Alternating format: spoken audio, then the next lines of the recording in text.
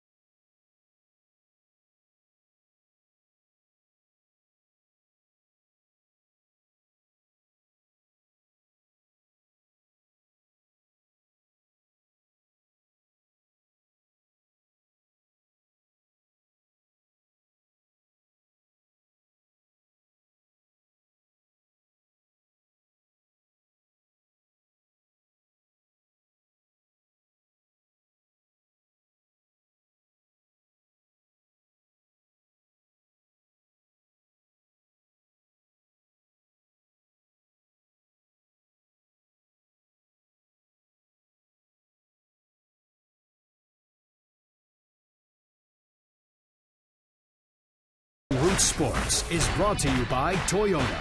Toyota helps you get the most out of your drive. Just ask a friend who drives one. Toyota, let's go places. By Barrel Automotive, we're driven to be better. And by PNC Bank, for the achiever in you. Let's go Bucks. Back at AT Park in San Francisco, getting set for the third and final game of this three-game series between the Pirates and the Giants. The offense going pretty well right now for the Buccos. And Pedro Alvarez, a guy who can pull the ball out of the yard, has been going the other way, Bob, and that's paid dividends. Tim, there's times where he will hit a ground ball, like right there through the other side. No big deal.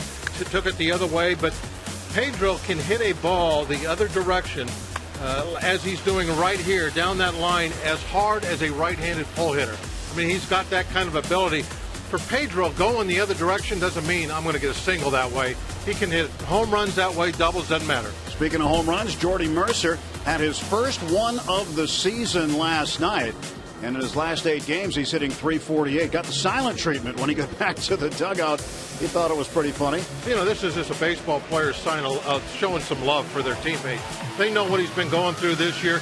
And this is a way of showing that they care for him by hiding from him. I know it sounds funny, but that's what was going on. Oh, Jordy getting back in the swing of things as the Pirates offense was led by Andrew McCutchen. We'll talk about Kutch coming up. He was red hot last night and continues to streak for the Pirates.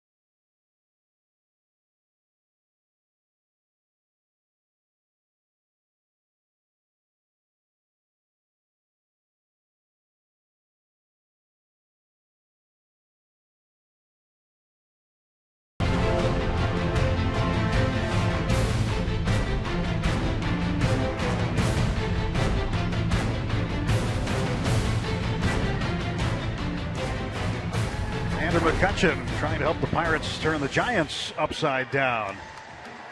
It's an uphill climb for the Giants in this series, certainly, as the Pirates have won the first 2, looking for a 3-game sweep here in San Francisco as Kutch has led the way. This road trip, San Diego, San Francisco, 6 games, 11 for 21, 5 extra base hits, and he's driven in 7. Yeah, he's really doing a great job of hitting the ball to all fields and doing it with authority. And as we've seen over the years, when that's going on, he is impossible to get out. And hopefully that this will continue for about another month or so, because he is scorching. 4 for 5 last night, fell a home run shy of the cycle. What will he do this afternoon against Tim Hudson? Stay tuned and find out. In the meantime, we'll send you back to Pittsburgh in our Root Sports studios. Rob King has this State Farm game break.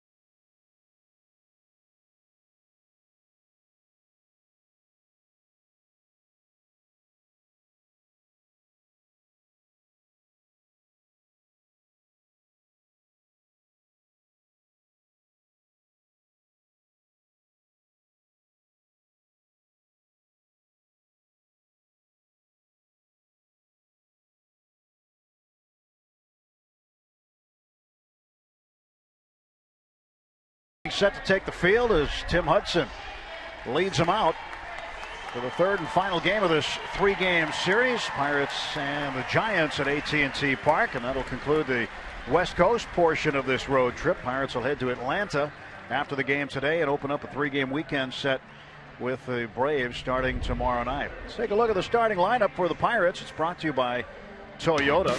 Josh Harrison will lead off again, followed by Gregory Polanco, who has hit in 7 straight over the 7-game hitting streak, batting .370 with 2 home runs. Then McCutchen, Walker, Alvarez. Jose Tabata gets a start. Marte the day off today.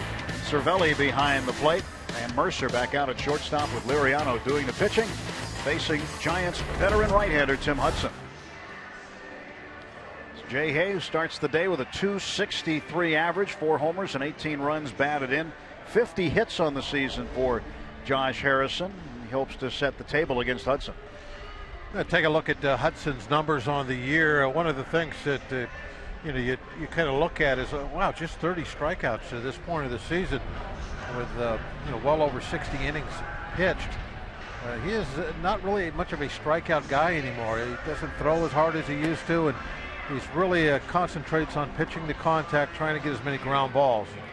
That's going to be his style of pitching this afternoon. Tim Hudson, 4-time All-Star, on the hill for the Giants this afternoon. Buster Posey moves from behind the plate to first base as we check out the Giants defense presented by Honda. Posey, Panic, Joaquin Arias, and Matt Duffy around the infield. Andrew Susac completes the battery. It's Aoki, Pagan, and Justin Maxwell in right field today. Pence is on the bench against the left-hander Liriano. Well, Pirates winning 7-4 last night, just in case you didn't stay up for the end of it. They won 4-3 the night before that on Monday. So Garrett Cole and A.J. Burnett have been victorious. Francisco Liriano hopes for a victory here today. Here's Jay Hay getting things started. Hudson making his 16th start in his career against the Pirates. Strike one to Josh. And out of those 15 prior starts, Hudson is 6-8 with a .323 ERA. He went 0-2 against the Pirates last year. Pretty good ERA to be below 500. That run support again. It means a lot to wins and losses. We talked about the run support. The lowest run support in the National League. Hudson receiving just 2.31 runs of support. It's the second lowest in Major League Baseball. Certainly that's a mystery that Bruce Bochy can't solve. A very good hitting team also. A lot of guys hitting over 300. 0-2 to Jay Hay. Fouls this one off to the right.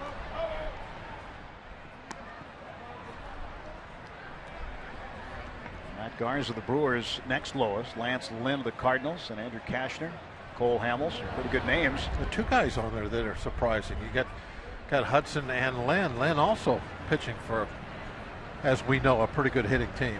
And the Cardinals, normally you expect guys on that list to be pitching for some of the weaker hitting clubs. Lynn must be winning some 2-1 and 2-0 games then. Right, 1-0 in his last one. That's right. Well, the ball dude's back at it again.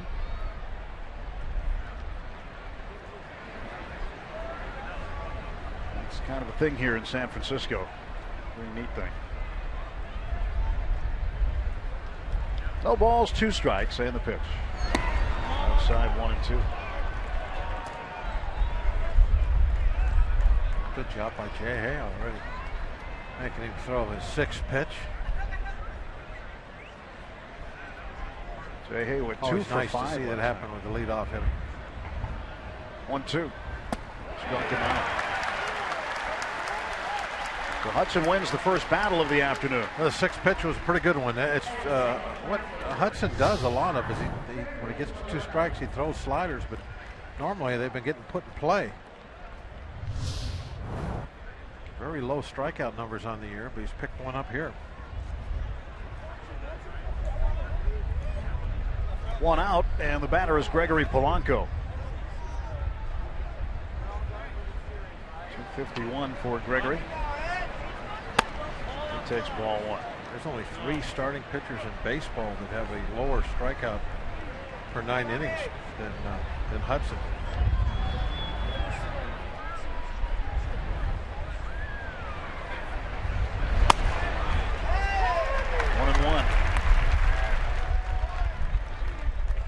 One ball, one strike to Polanco against the active wins leader in Major League Baseball. 217 career wins for Tim Hudson, more than any other active pitcher.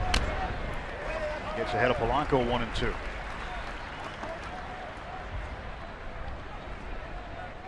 Doug Eddings calling the balls and strikes this afternoon. Jim Wolf at first, Adrian Johnson at second, and the crew chief Bill Miller is at third base today. He had the plate last night.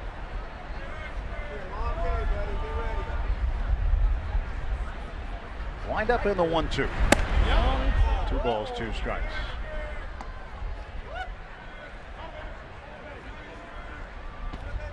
So the active career ranks first in wins, 6th in ERA, 1st in ground ball percentage, and 2nd in innings pitched. 3,000 innings pitched. This year, nothing much changed about the ground ball. A shattered bat roller back to Hudson. Long toss to Posey covering at first. He's got more ground balls than anybody in the league. Another one right there, and there are 2 men out. But that, you know that going in, that he's not going to throw real hard, not going to get a lot of strikeouts, but you're going to be challenged to get the ball in the air off of him. Hudson now will face McCutchen.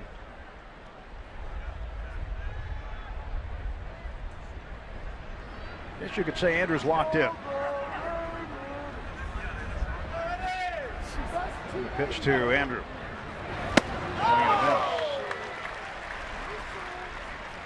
He's got fans everywhere he goes. Got to be one of the most popular players in all of baseball. Pops this one up right side. Second baseman Panic goes out. Still going out. Wynn's got it. Panic able to haul it in, and the Pirates retired in order in the top half of the first inning. Giants coming to bat against Liriano.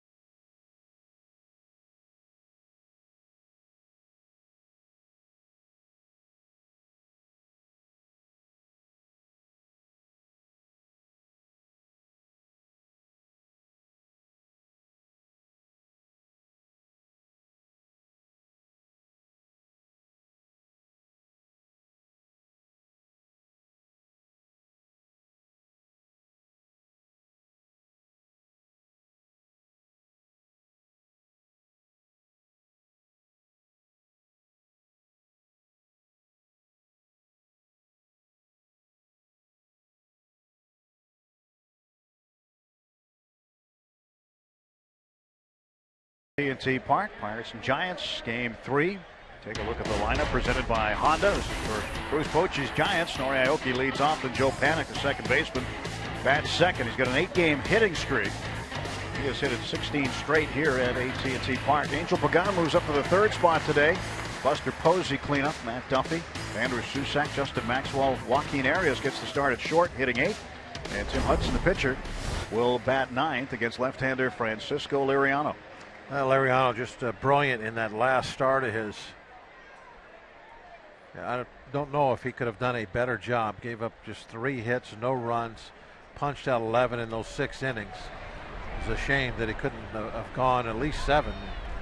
As I was saying in the open, that ended up couldn't hold the lead in the last 3, so that ended up costing him a win, and he's only got 2 of them. He needed that one. Facing Aoki. Whoa. And he introduced himself with 1 up and in.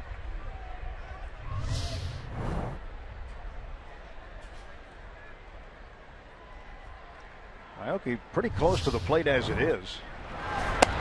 So an inside pitch certainly will be accentuated. 1-1 the count. And an older saying that you don't hear much of anymore, that used to be kind of a popular, was that a pitcher would be effectively wild. And I think that would be a pretty good description of a lot of times the way Liriano pitches. I mean, he'll miss by a bunch on us, and then he'll paint the next 2. Aoki tapped that one foul. Kind of makes it tough on the hitter. I don't know if Aoki was swinging first or running first. But he was out of the box quickly.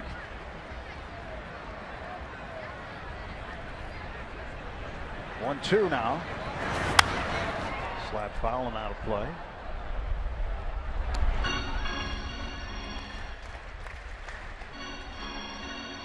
Well, Aoki's been a good fit here so far with San Francisco.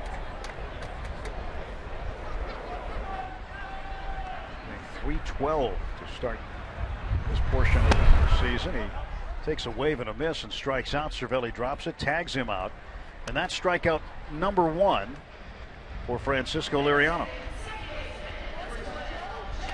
Rivers Casino tips to win, Bob. What do you have today? Well, bear down on the lefties. I'll get to that a little bit more in a second. Can Pedro hit it in a boat? Well, he's got the only home run of anybody on the Pirates against Hudson. The sun's out, it's daytime, and he loves to hit home runs during the day, and there's a lot of boats out there to hit. So I think he's got a chance. He's got a chance to hit a boat. He's got a better chance than anybody else. Maybe that one, if it'll slow down. And the thing about lefties is that Pedro has just been wiping out right-hand hitters this year. The right-hand hitters are hitting about $1.70 off of him. It's one of the very best in the league in that regard. Left-hand hitters, he's been good also. But the lefties that he's going to face today, Aoki, who he just struck out, is hitting .327 against left-handed pitchers. Panic, who's up there now, is hitting .351. And the Pagan's hitting .389. So they're not your normal left-handed hitters. A little number out in front of the plate. Liriano with a quick throw gets him 2 down. But then Liriano's not your normal left-handed pitcher either. Not. So what we'll see, by saying that, I just don't want him to take for granted that, okay, I'll just wipe these lefties out. They are pretty good hitting lefties on hitting a left-handed. Of course, Pagan's a switch hitter, but that's one of the things that you're going to have to account for.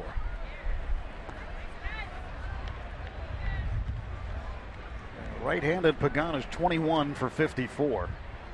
175 is the league batting average, right-hand hitters against Liriano. That's fantastic. The other guys that are up there are all right-hand pitchers, which makes sense. Shelby Miller, Max Scherzer. They're pretty good. Yeah, but they're right-handed. Liriano has a great number against these righties, and he's lefty. Well, he brought his broom. You're not going to find too many brooms here today. Ground ball to third. Jay Hayes got it. Sets his feet, fires across, and it's an easy 1-2-3. Bottom of the first inning for Francisco Liriano. No score, heading to the second.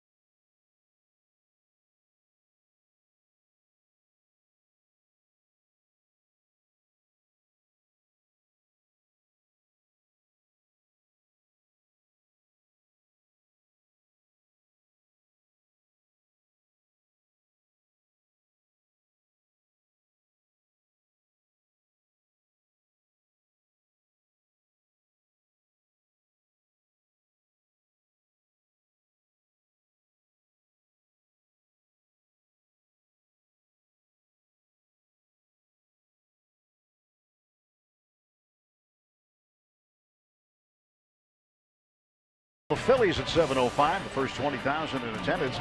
Get a free Pirates t-shirt presented by Central Blood Bank. Get to Federal Street early for a Friday night block party presented by Barrel Automotive. Live music and food. Stop by the Line and Kugel Bar. For tickets, go to pirates.com/free shirt Friday. UPMC scoreboard says no score. Top of the second inning. Interesting headwear. The Giants have a collection of those. Pirates looking to add to their collection. Neil Walker will lead off against Tim Hudson. He takes ball one to start the second inning. 267. That's the average for Neil. He's hit in 6 straight ball games. This one up in the air to center field. Pagan will get under it. There's one down. Oh, there's one to the outfield. Got a ball that was actually elevated right down the middle. So those are the ones you got to take advantage of. Hudson throws one up there. All right, any boats out there? It looks like there are a few. There's a mast that I just saw go by the wall from McCovey Cove. Oh yeah, I see it. Another bigger boat. It looks like it's off. Parked out there. It's out there a little ways. He's going to hit it. He'd have to hit it a ton to get that. That one's a good 550 feet from home plate. It's doable. There's the mast.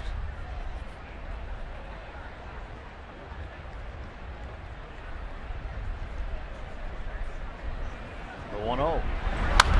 Down to first. And Posey will take it himself. And the first 5 Pirates have been set down in order by Tim Hudson. Now that was the old situation where you try to pull a ball that's away from you and you roll over on it and put it on the ground. Really wasn't something that was knee high or below that you can't get in the air. Got a Marine Corps flag. Yeah, I don't know if that's in fair or foul territory where they are, but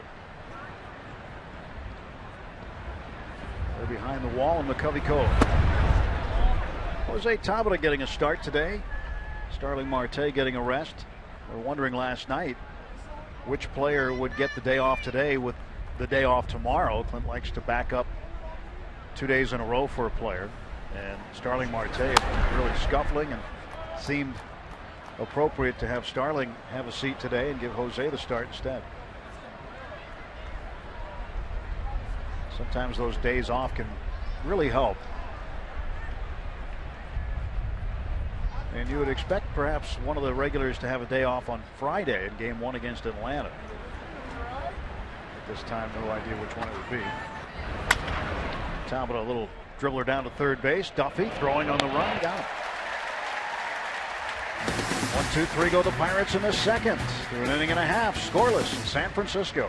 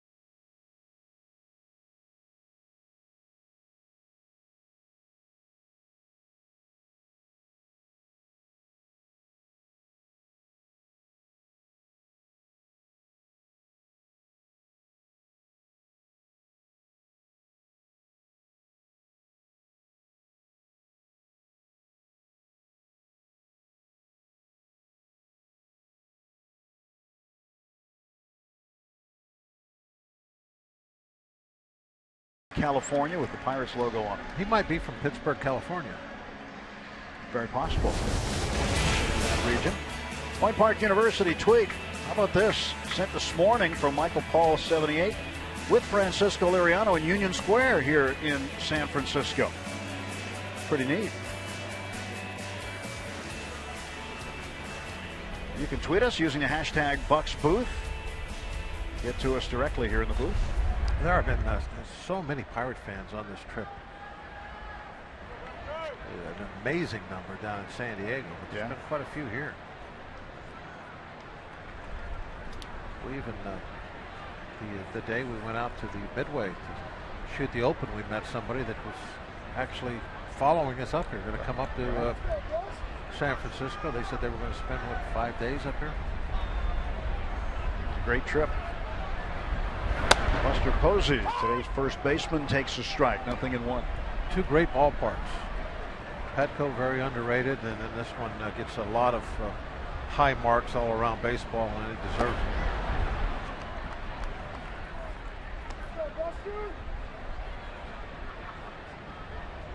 Just an absolutely gorgeous view. Giants looking at another sellout crowd today. It'll be their 357.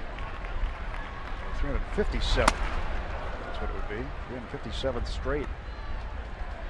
They win 3 World Series in 5 years. A lot of sellouts. Yeah, it's an excellent marketing plan they have here. 1-2 pitch. That's what they do. They sit around the offseason. They say, what can we do to sell tickets? Well, win the World Series. Basically every even year. 2010, 2012, 2014. They put up a World Championship banner. Posey couldn't hold up, and Francisco Liriano strikes him out. Frankie with 2 strikeouts.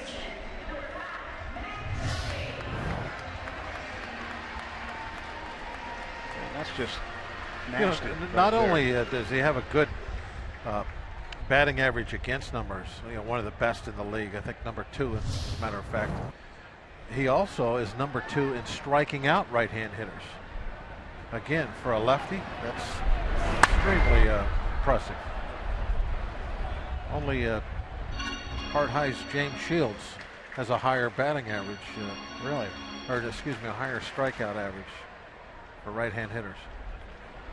Did he learn that at Hart High School? Same place Bob Walk matriculated? No, they've added that to the curriculum after I left. Obviously, I couldn't strike out. They added the strikeout my grandmother, so yeah, well, they didn't have that class when I was there. John was in here last night giving us the list. He looked up the list. Another strikeout for Liriano. That's 3 of Hart High grads that have gone on to play in the big leagues. And it was more than I thought. Another strikeout victim. And Tyler Glasnow, he's going to be in addition to that list before long. Maybe the best of all. It's all said and done. We'll find out. A lot of talent in that young man. Catcher Andrew Susac. One I was surprised at was Trevor Bauer, the pitcher for the Indians. Yeah, he pitched the same day Shields did. And he lost. Shields was losing. Hart High could have gone down twice. Bob living in the yearbook. I wonder if I still have one of those. I can go back and take a look. Might be worth something. Yeah. Maybe not mine. 2-0 to Susac, and he went around. Last night, A.J. Burnett with another win. He's 6-1 in 5 innings, struck out 5. And when you go 5 innings and you end up getting the W, you feel a little fortunate. But I don't think it was tainted in any way because A.J. pitched early in the year some great games and got nothing for him. So that just kind of evens out. It's like getting a line drive hit at somebody. Makes up for some of the bloopers that fall in. Did he go? No, says Jim Wolf, the umpire at first. Might have swung at it, but he didn't intend to. Yeah, that's the thing. You'll have to explain that for folks who might be joining us. I can't explain. Well, the intent of a swing has to be there. I would think when you go to the plate, you're intending to swing. Ground ball toward the middle, right there, Walker. And Liriano has retired the first 6 San Francisco Giants. Scoreless heading to the 3rd at AT&T Park.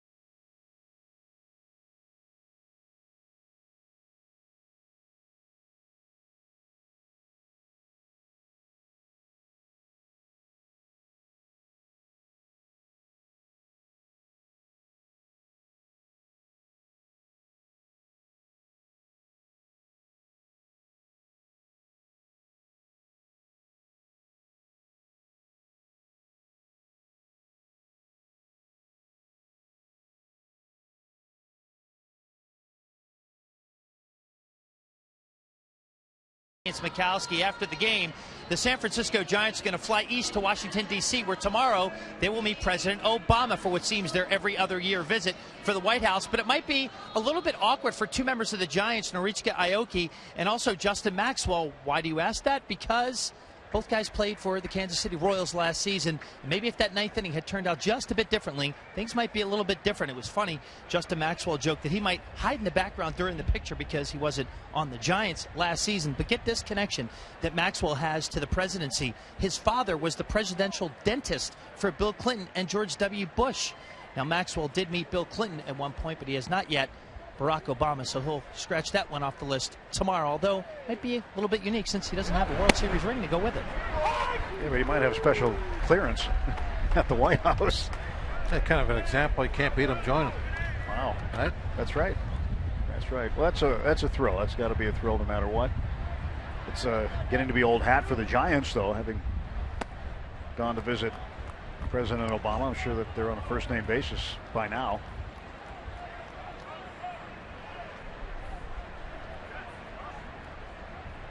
Francisco Cervelli. Yeah, they probably just walk in there and open the fridge, see what they got. Ground ball is short. Arias throws and just gets Cervelli. Make a sandwich, whatever. Yeah, they've been there before. Oh, rules, ropes.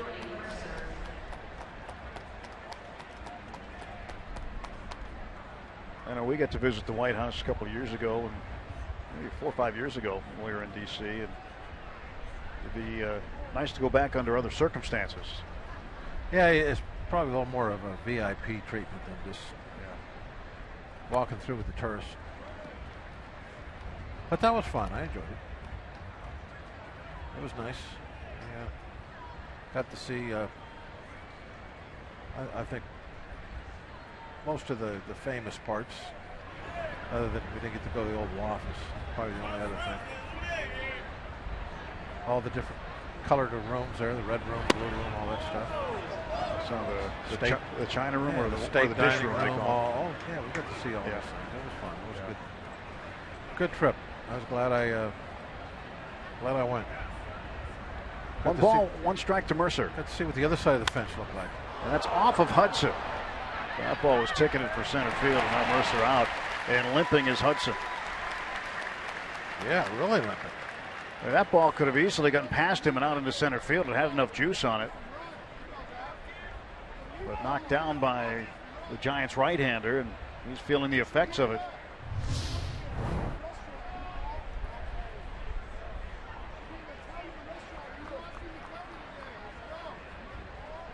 He didn't really, I mean, he broke and ran to the ball rather well, but once he made the play, really started favoring it. Quite tell the spot that it hit him. I'm going to assume by his reaction it was probably in the knee. It looked like a moment ago he pointed to his right knee. And the way he's flexing it.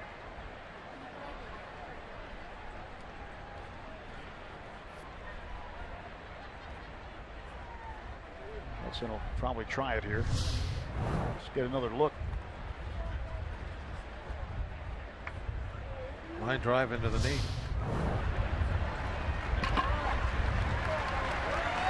We'll give him an opportunity to throw a few and see how he feels.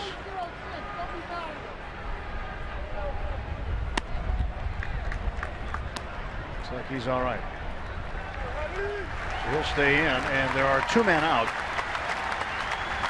Francisco Liriano coming to the plate. Had some bone spurs come off his right ankle. Well, underwent surgery, not taken off. They didn't just pop off. That was January. Worth a removable count? No, they're all removable, but you got to have someone going and remove them. So Liriano up with 2 down, bases empty. Frankie taking all the way. You always know when he's going to take the pitch when he backs out of the box before the pitch arrives. Doing it again and taking a strike, 1-1. I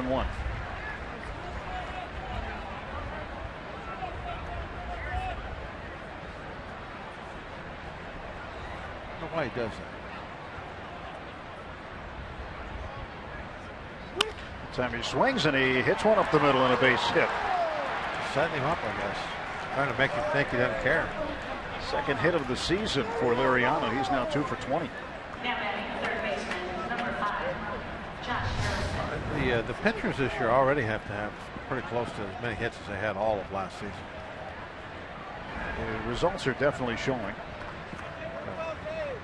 Get the staff on that. If they're not already searching.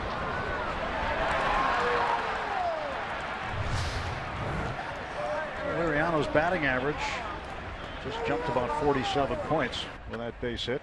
It's his number. He jumped on his number. He's up to an even 100. Josh Harrison, first ball swinging. Arias one-hands it, throws on to first, and that's the inning. The run's a hit, man left. First hit of the ball game belongs to Francisco Liriano.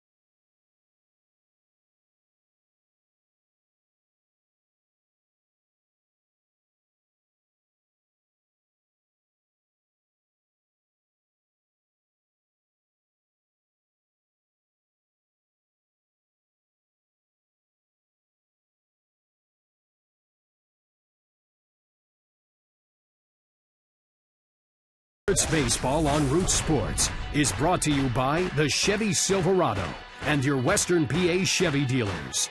And by Day Automotive. We're gonna make your day. Let's go Bucks! Day Automotive, this day in Pirates history. 1979, the Pirates beat the Padres 7-0 at Three River Stadium.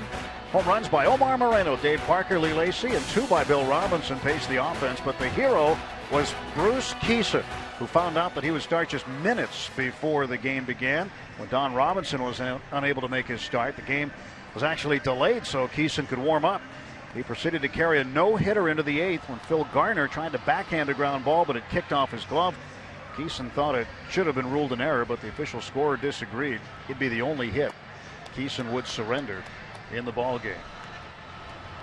Well, there is a Kuiper jersey, Dwayne Kuiper, who is one of the broadcasters here on television for the Giants. See Kuiper a lot. He is on the left. Mike Krukow on the right. And high-fiving. I think they do more meet and greets than they do baseball. That booth is buzzing with activity next door. They're in St. Louis. Yeah, those two places. There's Jordan Maxwell. St. Louis radio booth. Looks like it's like one of the suites. It is always full of people. Maxwell 0 for 1 in this series. Had a pinch hit appearance and went over. A bouncing ball down to J-Head. Good hop off the grass. There's one out. So we're looking at Liriano matching Hudson so far, out for out. Ground ball for ground ball. Yeah, Liriano's keeping the pitch count in fairly decent shape so far. If he gets 2 outs here, it'll probably be 3 innings, 40 pitches. Maybe a little less than that, I hope. Shortstop Joaquin Arias.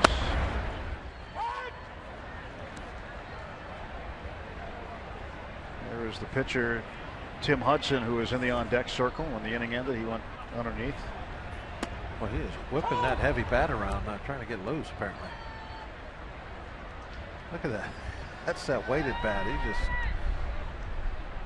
Still shaking that knee out. Arias flares one toward right field. That's foul.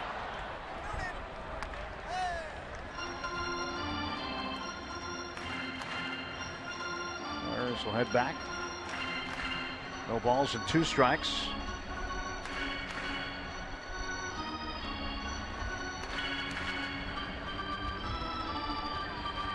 Liriano appears to have found a groove after stumbling against the Minnesota Twins. After that, he has been very, very good. Coming into today, 23 strikeouts over his previous 2 starts.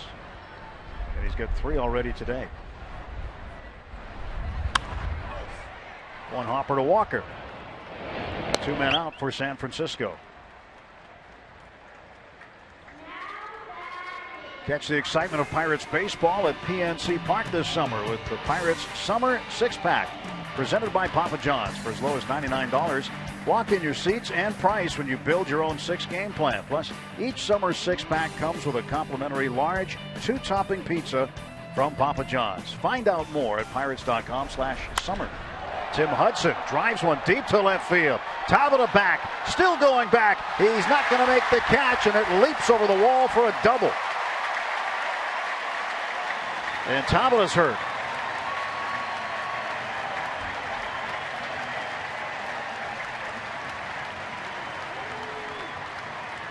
Jose Tabata, looks like it came down funny. Let's say reach for his left knee, perhaps. Todd Tomczyk, the head trainer, sprinting out to check on him. A long ways to go. That's the furthest spot on the field from the Pirate dugout. It'll take a while. Ooh, wow, he really face planted into that wall. But I think it's his knees favoring.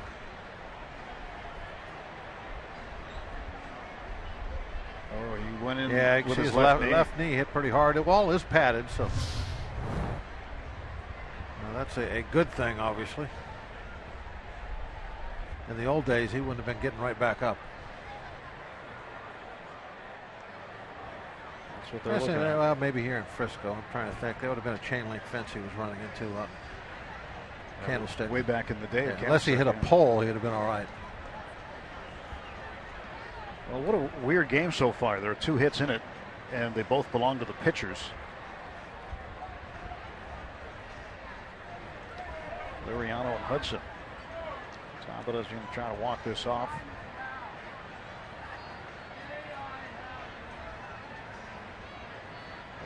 Well, and he's still working on his right knee.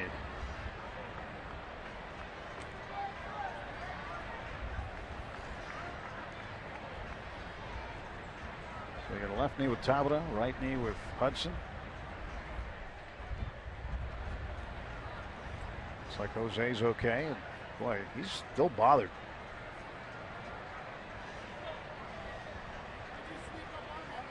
Now, Tim Hudson went to Auburn and actually was a very good hitter at the college ranks. Watch his left knee. Allegheny Health Network Supermo slowing it down for us. Right there. Jams it into the wall. And that's what I think he came up sore.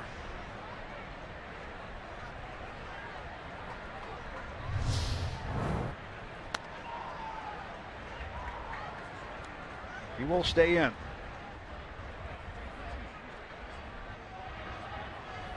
Well, 2 outs, and the Giants with a man at second base after the double by Hudson.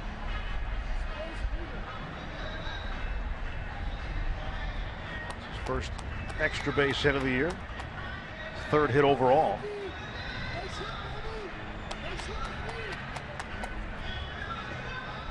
But he hit it like he knew it was coming. Towler still walking gingerly.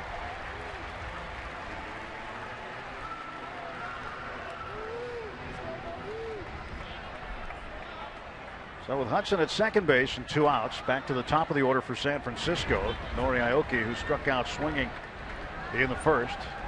Giants left fielder.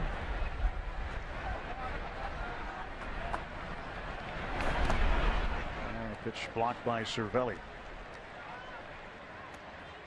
I talked to Cervelli today for the radio pregame, Bob. Asked him basically the difference between catching A.J. Burnett last night and then having to come back and catch Liriano today when he knows he's going to have to block a lot of pitches.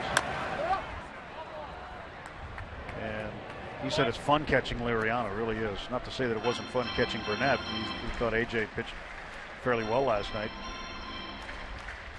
But Cervelli not bothered by the fact that he's catching a guy who throws or gets a lot of strikes, and he doesn't throw a lot of strikes. Get a lot of chases, a lot of balls in the dirt. Well, that's good to hear. Some catchers, they're not too thrilled catching day game after night game. A lot of guys like to have that day game off after being behind the plate for 9 innings. Cervelli, one of the younger guys, though, wants to be out there every day.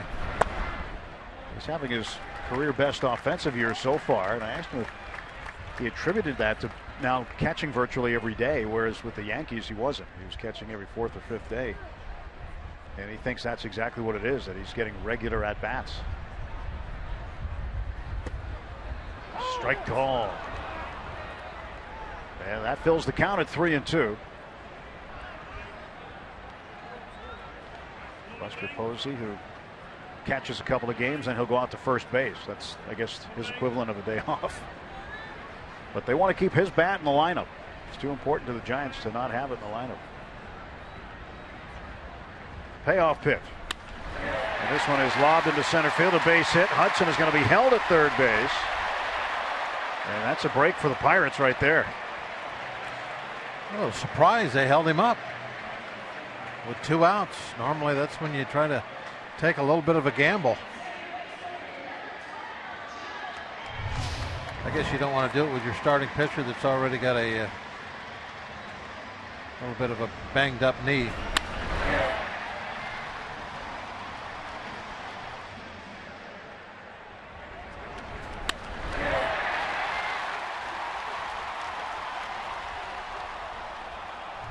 Hudson didn't look awkward, you know, in terms of his running. Looked okay. No, I think he's fine as far as when you see him run. When he went after the ball, hit him in the knee, was fine. He looks good running, but he certainly, when he's just standing around, is constantly flexing it like there's something wrong with it, which I can see why. Yeah, there he's doing it again. Why you would be thinking it's not 100%. Ball low, 2-0. I wonder if he hadn't been hit with that line drive and been messing with his leg out there the whole time, perhaps they would have sent him. For a 39-year-old, looks like he can still run a little bit. I'm surprised at how well he was motoring from second to third.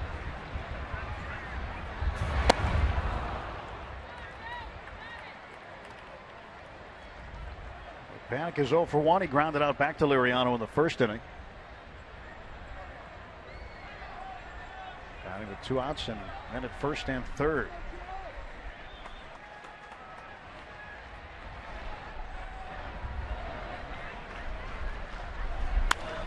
Panik into left field. That's a base hit. Giants with a 1-0 lead as Hudson comes across. 3 straight hits with 2 outs for the Giants. They definitely made the right decision.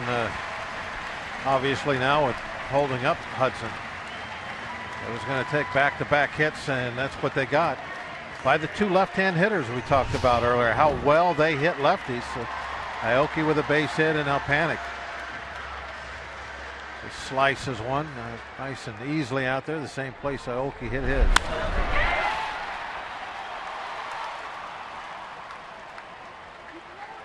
Well, the inning started out in such a way where they got Maxwell and Arias some ground ball outs with the pitcher coming up, and you figure, okay, things are looking good. And then Hudson hits the double. Still figure you got a chance with Aoki, who struck out and didn't look good doing so in the first inning, but he lobs one into left field, and then Panik also with the opposite field single. That gets the run in. Roberto Kelly, the third base coach, over there in his first year at third. Used to be the first base coach here. Tim Flannery, who'd been third base coach here for a long time, stepped away from it. He's now doing television in the Bay Area.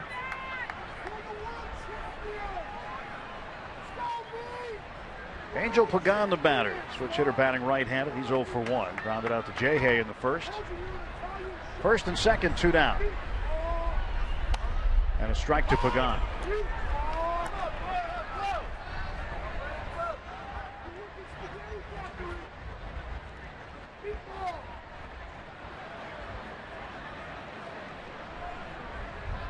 One pitch. Runner takes off from second, throw down by Cervelli, and he is out. Aoki, trying to take third base with 2 down, is thrown out. Bruce Bochy making his way up the dugout steps, asking the ups to hang on while his crew takes a look at it. We'll see if the Giants manager wants to challenge this or not. Aoki thought he was safe. And it looks like he was tagged on the heel, right? He was out. But it does.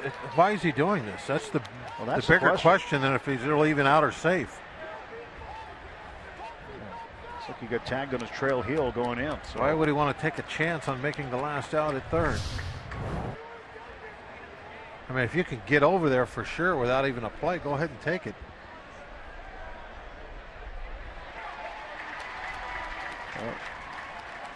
They're going to look at it or wow. not?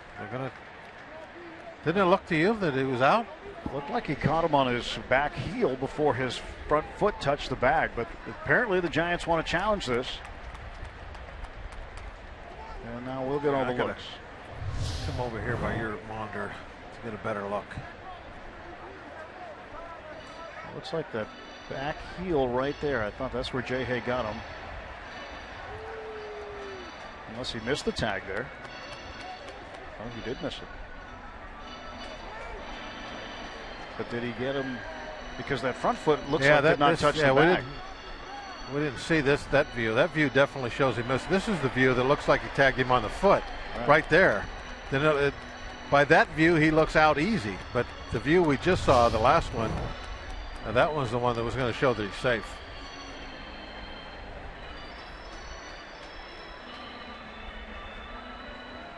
So the Giants challenging this. After looking at that second view, I can understand now why they challenged it. He didn't tag that foot like we thought he did.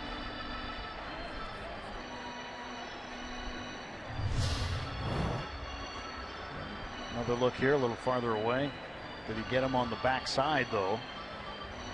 Oh, yeah, he tagged him on the backside, but then it's too late.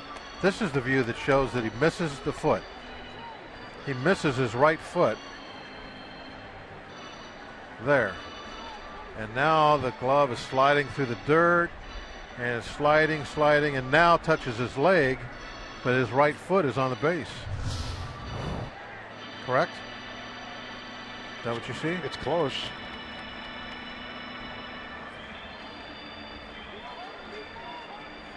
It looked like his front foot, his left foot. I mean, he deserves to be out because I think that's kind of a that's not the right play. Not a very smart play. But unfortunately, the replay operations center doesn't take that into consideration. No, I know. Yeah, but you're right. But the baseball gods might. Yeah, maybe. And they might influence through mental telepathy what the guys in New York are looking at. Now, last night it took him 4 minutes and 35 seconds to look at the disputed home run by Brandon Crawford. If panic follows you, then it's not a bad play. I guess I should say that's a bad play if the guy at first base is just standing there, not paying attention. I mean, if you can steal third without being close, then that's a good play in this scenario, as long as your trail runner follows you in the scoring position, because that's what you're really wanting to do: get a second guy in a scoring position for a single.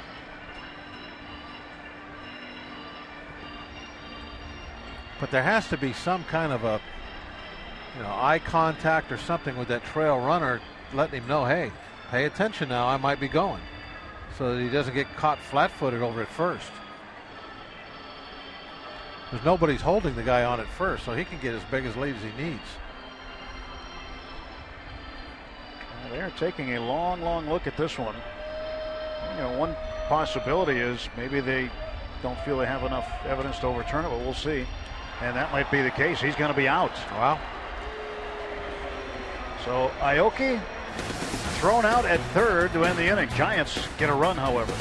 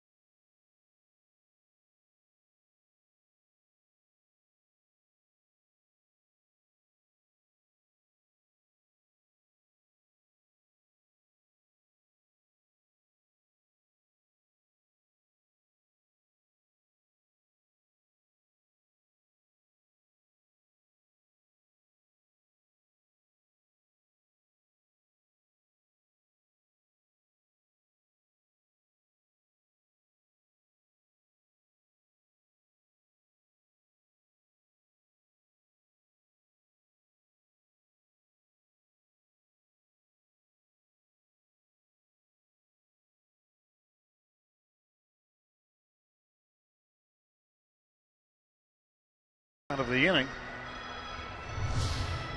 Go to the top of the fourth. Now, watch this, and this is, I guess, he definitely misses the back foot. That's what we originally thought he tagged. But all through this, you can never really tell when when his hamstring gets tagged. So you just don't know. There's no way of seeing that. So I guess that's what they're thinking, is that, hey, since you never really see when he gets tagged, They got to go with the umpire. So the call stands, and Aoki is out. Polanco leads off against Hudson in the fourth.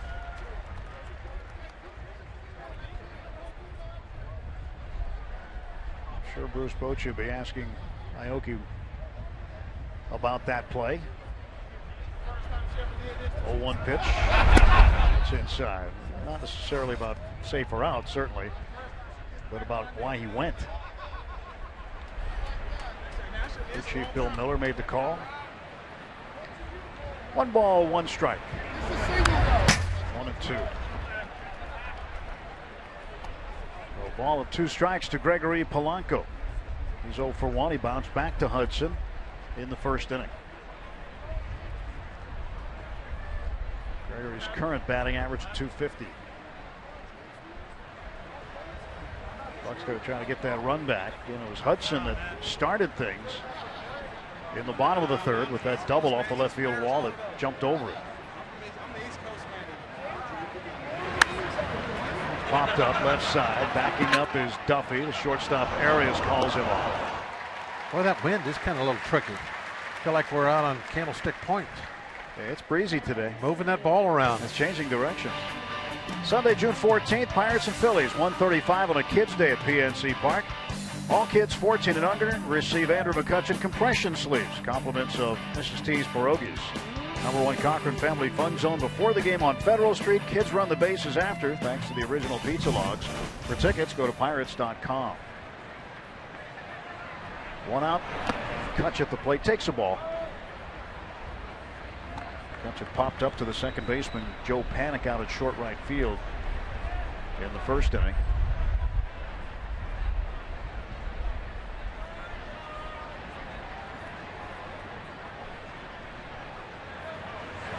And McCutcheon a base hit. Solidly struck single up the middle. 1 for 2. Now the Bucks with a tying run aboard.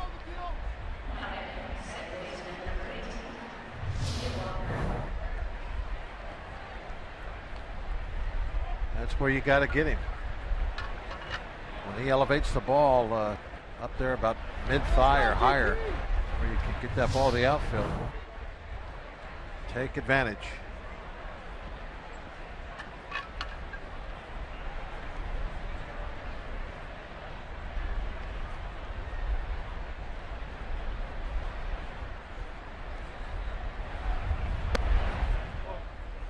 And Walker takes low for a ball.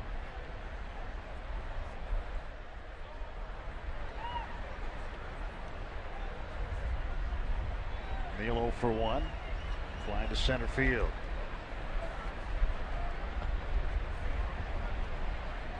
Now, the Giants have lost 4 straight, and in each of those games they have taken the lead early in the game, only to lose all 4 of those.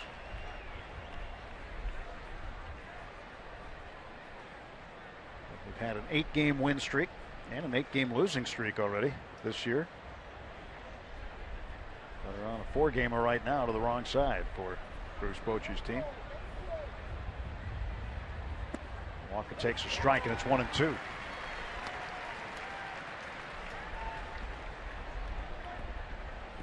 Well, this isn't an even year. This is an odd year, so they're supposed to lose this year. We have to wait till next year to take another run. Brian Vogelsong setting this one out today. He pitched the opener on Monday. And there's a hit by Walker. And McCutcheon will stop at second base. First and second and 1 out. And Neal is 1 for 2.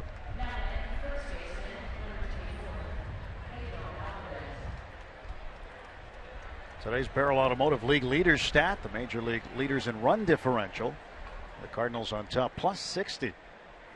Dodgers, Kansas City, and then the Pirates 4th at plus 38. The 2 teams tied at plus 27. So Pirates been outscoring some teams, that's for sure. Had a lot of close games. Still have. Early on, there was an awful lot of close games. Doing much better with that offense over the last. It's got to be about a month now since it's started to open up.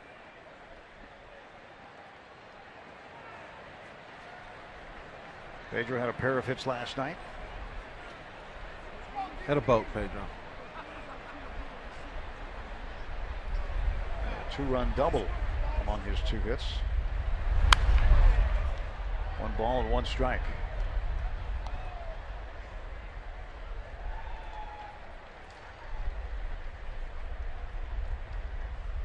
Might be trouble if he hits that one. You're going to have to be very accurate to hit that one.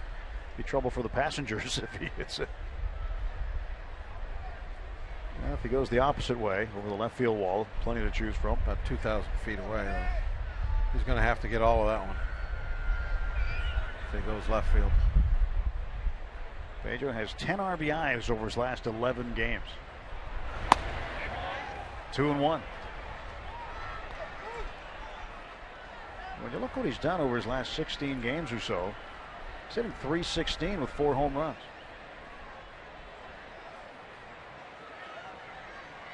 2 on and 1 out. McCutchen at second, Walker at first.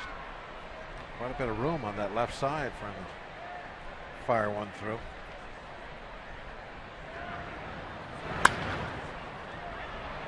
I claimed to hit the ball the other way in center. Shading him a little bit on toward the gap.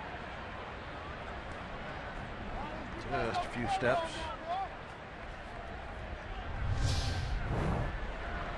This was McCutchen's reaction on the foul ball. He wants to run home.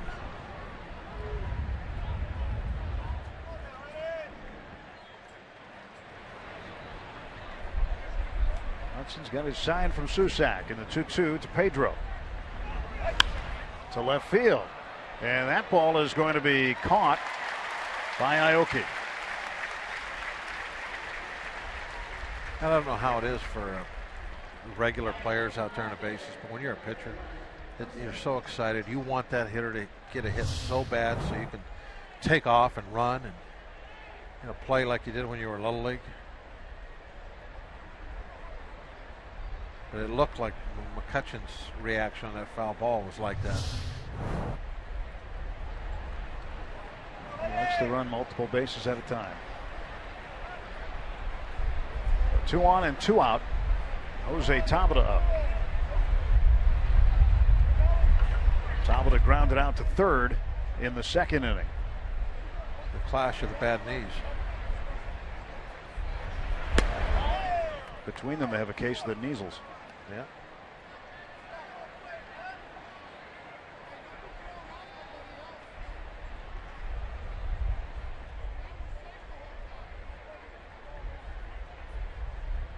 Tabata excited to get the start today. Hoping to do some damage against Hudson.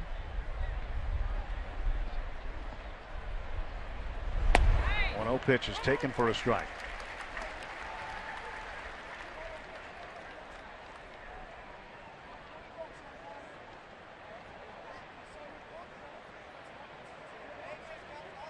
Hudson has spent some time on the other side of this bay in Oakland.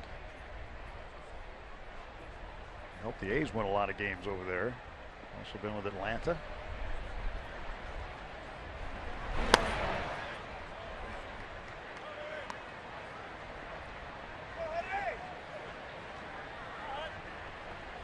Right over there's the Coliseum. You can see the lights. Yeah, what a gorgeous park there is. Just to the right of it. Yeah, I can sense the sarcasm there, Bob. But just to the right, you can see Oracle Arena, where the NBA Finals will start. Cleveland Cavaliers got here yesterday. Game 1 is tomorrow night between the Warriors and the Cavaliers. That's a long ways over there. You can't really get a feel for the Coliseum from here. Yeah, this garden out in center field, you can get organic food. You can wash it down with a beverage. I was going to ask, they grow hops out there? Well, they're already processed. Yeah, get them liquefied. I'm thinking about growing some hops. 2-2. Tabata, a base hit. McCutchen is going to come around third, and there will be no play at the plate as McCutchen scores. Jose Tabata drives in the tying run, and it's 1-1.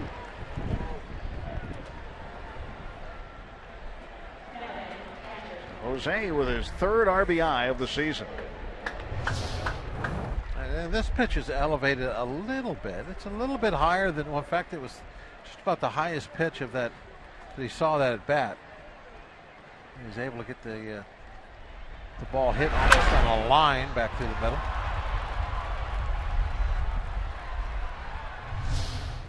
But there was a couple fastballs he threw there that really sunk well right below the knees. And those are the ones that Hudson wants you to put in play. Cervelli takes a strike.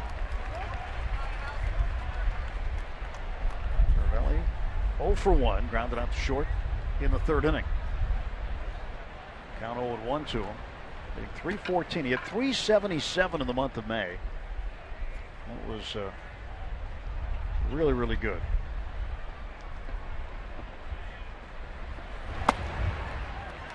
Takes another strike.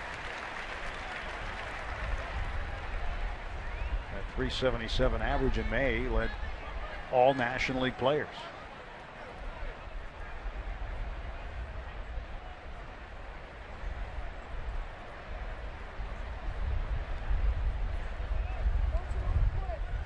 Two on, two out, nothing into the count.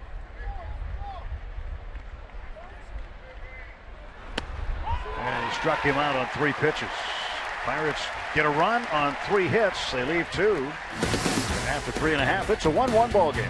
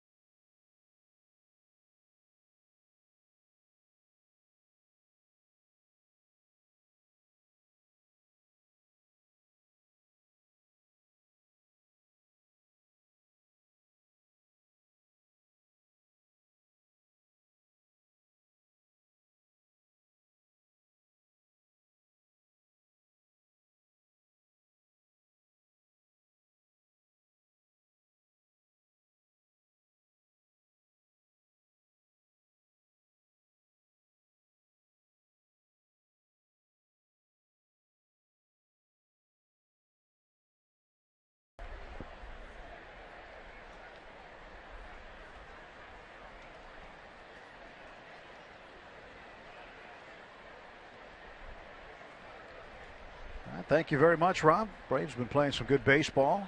Maybe the day off tomorrow will calm them down. 1-1 the score. Lon Simmons, Hall of Fame broadcaster, not only here for the Giants, but spent some time across the bay with the A's. It's the patch the Giants players have on their sleeve that says Lon, but Lon Simmons, a legend here in the Bay Area. Ground ball by Pagan to second base. Goes on to first for the out. So Walker gets him. There's one out for the Giants in the fourth inning. Now, Lon Simmons broadcast games at each of the 3 venues the Giants played here to open up. 1958, when the Giants got here at Seals Stadium, he had the first game there along with Russ Hodges, and then when they opened up Candlestick Park, he did the first game there. And they opened up AT Park. He came back in 2000, did the first game here.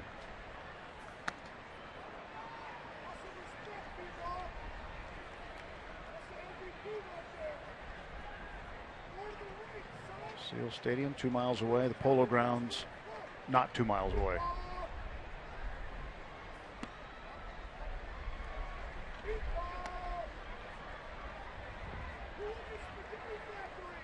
Simmons passing away this year. What an influential figure in this area he was. 2 balls and no strikes turns into 3-0. There's Cervelli back there. He's shaking his head a little bit. He's thinking about the ball that got called on him for strike 3, and then that last pitch. Love to know what the difference was. It's going to be tough for a catcher to have that relationship with the umpire. It's different when he's got the mask on and catching a pitcher as opposed to when he's standing there with a bat. Cervelli held it there, but called the ball, and Posey draws the 1-out walk. There are 2 real close pitches that didn't go Cervelli's way there, and it's got to be kind of sticking his craw a little because the one he got called out on strikes. And he didn't get number 3 called, didn't get number 5 called. But the pitch he got called out on strikes was off the plate even further than those 2 were. Matt Duffy with 1 out takes a strike. Duffy last year straight from Double-A to the big leagues. Double-A club for the Giants is in Richmond, Virginia.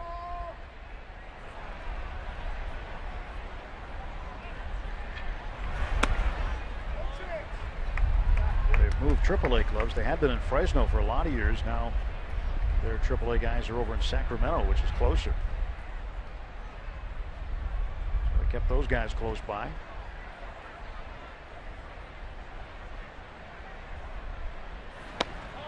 Pitch inside. 2 balls and a strike to Duffy. It's important to have your AAA team, geographically speaking, as close as possible. Because that's where you're going to have the shuttle at times back and forth.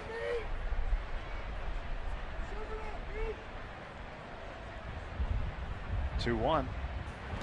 Swing and a miss. Well, the Pirates went through a little bit of a time there back in the 80s where I'm not sure what they were thinking. They had teams in Hawaii, Portland, Oregon, Calgary. It's like if they could have, they would have put one in India somewhere, I guess. They were trying to get the cities that were the furthest away from them. Down on strikes is Duffy. He's gone down swinging for the 2nd time. So 2 outs for the Giants. Well, you were part of that Hawaii Express. Yeah, that definitely wasn't a good shuttle. It wasn't an express. Good slider there down and in again. Talking about the trouble right-hand hitters have with him, and it's really because of that pitch more than anything else. That slider down and in. Catcher Andrew Susak takes upstairs for a ball. Eventually they got to Buffalo, which was very close, and now Indy's not too bad. Indy's great. The Indians and their organization do a fantastic job in all facets. I guess the closest would be the Braves, AAA. To Gwinnett. About 45-minute drive. Yeah. Seattle has Tacoma. They're right nearby. Boston has Pawtucket. They're about 45 minutes. Does Denver still have Colorado Springs? No, they left them this year. Milwaukee's out in Colorado Springs now. Susak, a bouncer over the mound. Jordy Mercer fields it and throws him out. Nothing across for the Giants in the 4th. We have the 5th in San Francisco. It's a 1-1 game.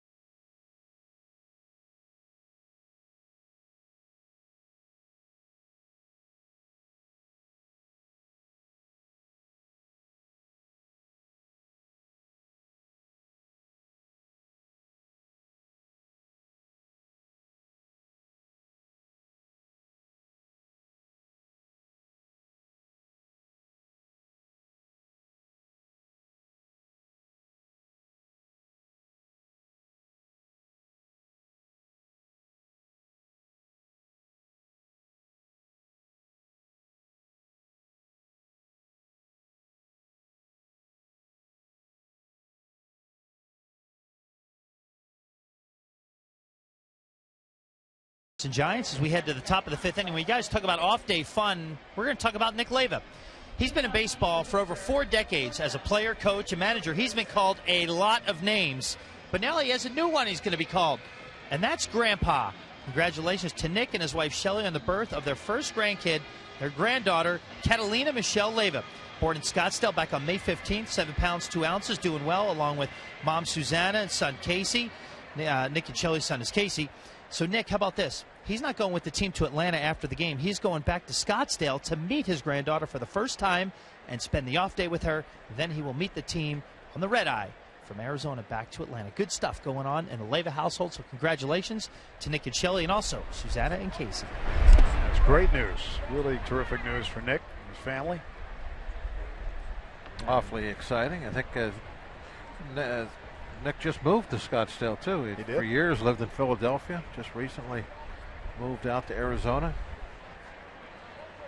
I'll really be looking forward to the offseason, I would think, being that close to first grandchild.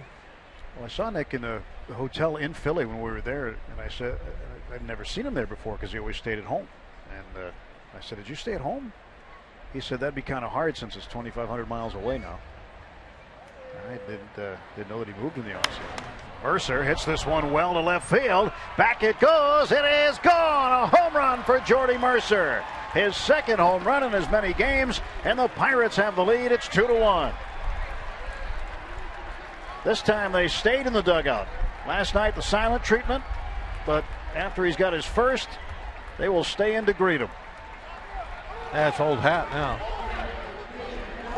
And if you're just going to hit them regularly, then they're not going to do anything special for you.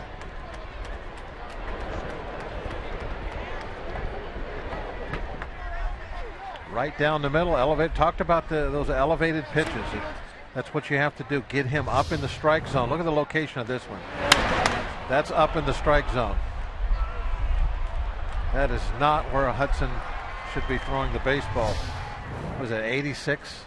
Just doesn't have much steam on it anymore. He's got to work it down by the knees. Well, the Buccos with their first lead now. Mercer puts a charge into this one.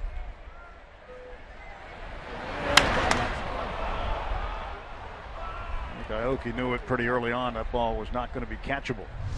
And both of the home runs he's hit gone halfway up those stands. 2 strikes to Liriano now. No need to go to New York on any of his home runs. Nope. Jordy's got that good power, and it's good to see it coming back. Oh, off-speed pitch. That's not fair. Real slow. Liriano was kind of asking, what was that?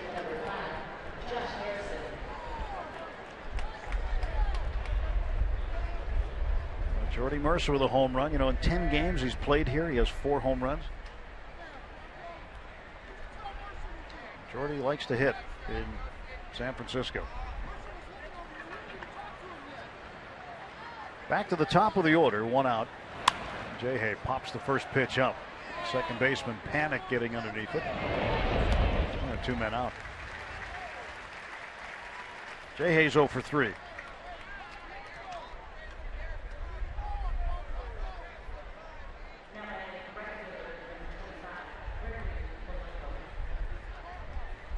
Mercer keeps pretty even keeled, doesn't he? He does.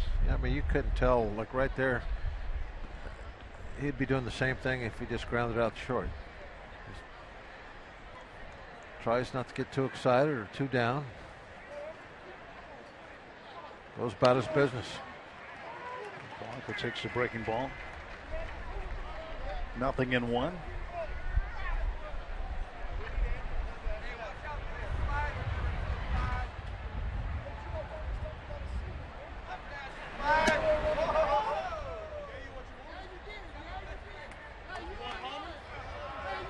Wow, that's that is an interesting row of fans. Ring hats on. Very proud of their Giants, as they should be.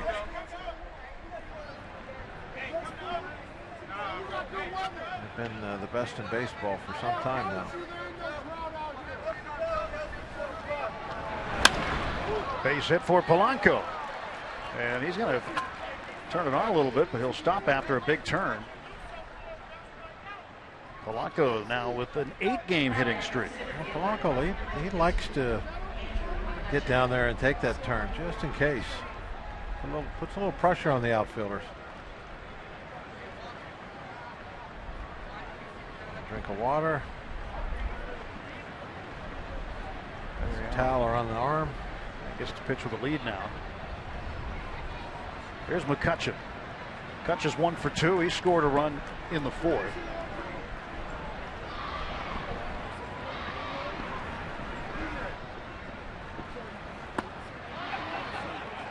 Called for a swinging strike by home plate umpire Doug Eddings.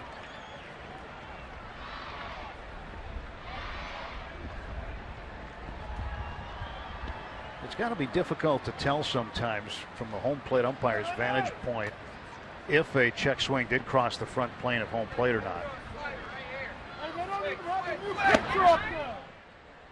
And is the best angle first base umpire when a right-handed hitter is up. That's why they all peel down him. They feel he's got a better angle than the home plate umpire.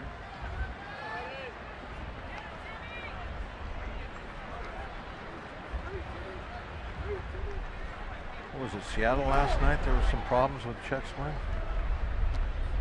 Yes. Yes. And legendary Lloyd was legendary again. With his antics after being ejected. Did you see that at all? No, I heard about it. Apparently he really went crazy, went wild, just kicking his hat up and down the chalk line. Polanco steals second base. Stolen base number 14. And with 2 outs, the Pirates are the man in scoring position. John Wayner made a nice comment on what was going on last night. Love that feet first slide there. I guess Lloyd, after the game, after he went crazy and did all that stuff, was running up and down the baselines, going all different umpires. After the game, he said the umpires need to show more restraint. Is that what he said? I think that was pretty good.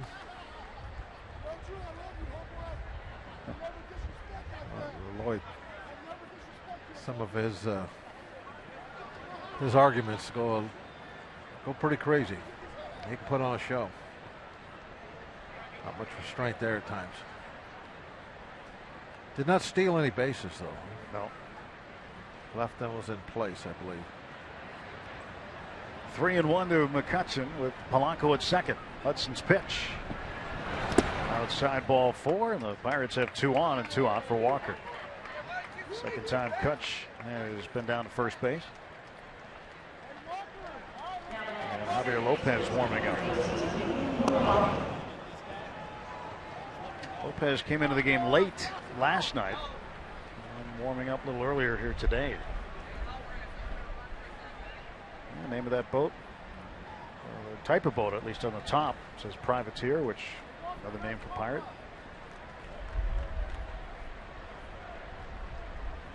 He can use his broom to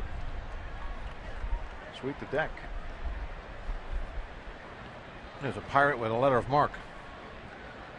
Privateer. Which in some eyes made him legal.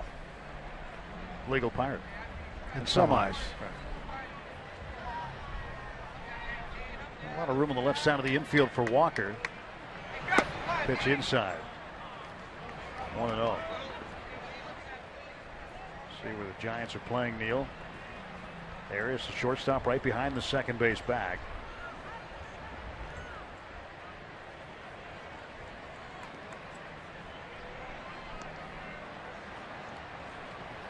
There comes the 1-0.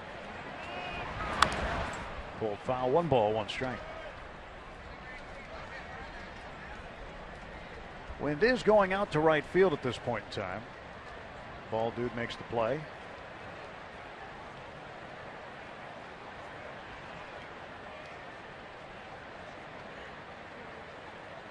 That is John Nazal over there at first base, 67 years old. He's a rookie from Walnut Creek.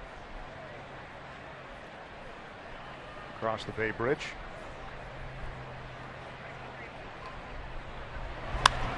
Walker flies this one foul out of play down the third base side.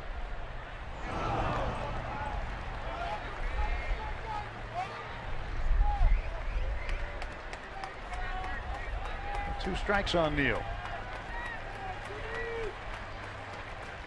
They put back in that cleanup spot recently when Marte began to struggle. Marte is 0 for his last 20 and a day off today. He'll get another day off tomorrow with everybody else. Back in there Friday against Atlanta. Runners take off, and this pitch is fouled off.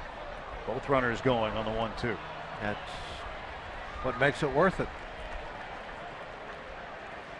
And the Giants tried that with 2 outs, and trail guy didn't go. Panic. If you're going to do that with 2 outs, you have to have both runners going. So. Well, nice job by Brooks right there, giving the ball to the young girl. Excellent. Take a bow.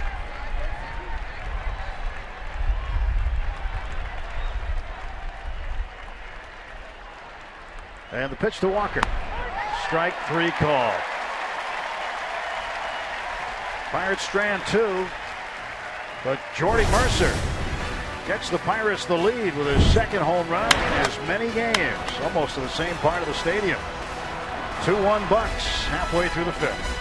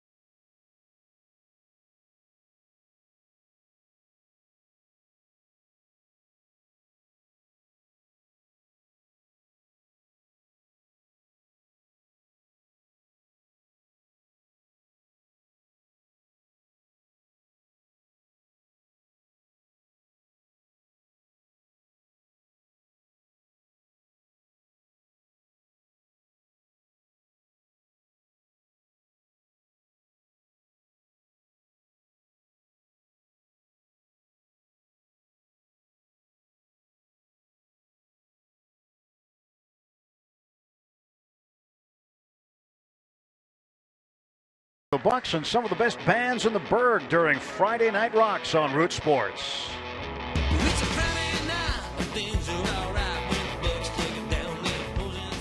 Get tuned in to Pittsburgh's music scene as we showcase local artists and tracks throughout every Friday Night Pirates broadcast. Friday Night Rocks, Friday when the Bucks take on the Braves on Root Sports. On a Wednesday matinee here in San Francisco, Pirates up 2-1. Bottom of the 5th, Jordy Mercer with his second home run in less than 24 hours.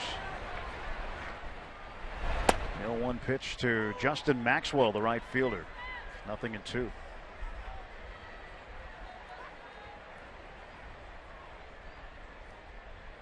Maxwell 0 for 1. Here's the 0-2 from Liriano.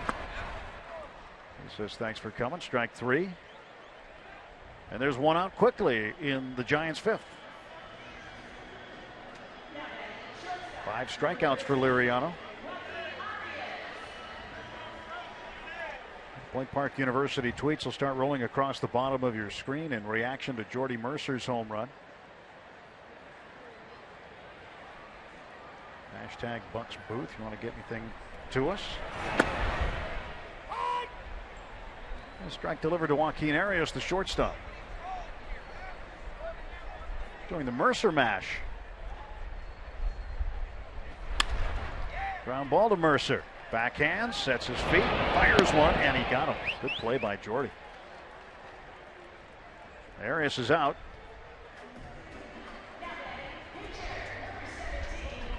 Yeah, Jordy finally heating up. Good to see that.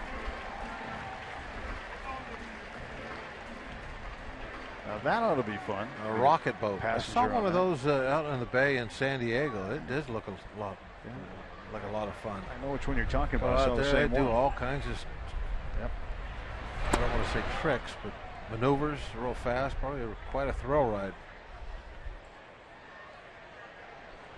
Hudson doubled and scored the lone Giants run in the third. Fouls this one off. 1 ball, 1 strike. We got a chance to do that one day, except the boat was gray. You don't remember all the Oh, yes. maneuvering? Yeah, the Navy SEALs took us out. 1-1 pitch. Strike 2. Yeah, that was, you almost fell off the boat. Yeah, I wasn't ready I for thought that. you were going in. You weren't the only one.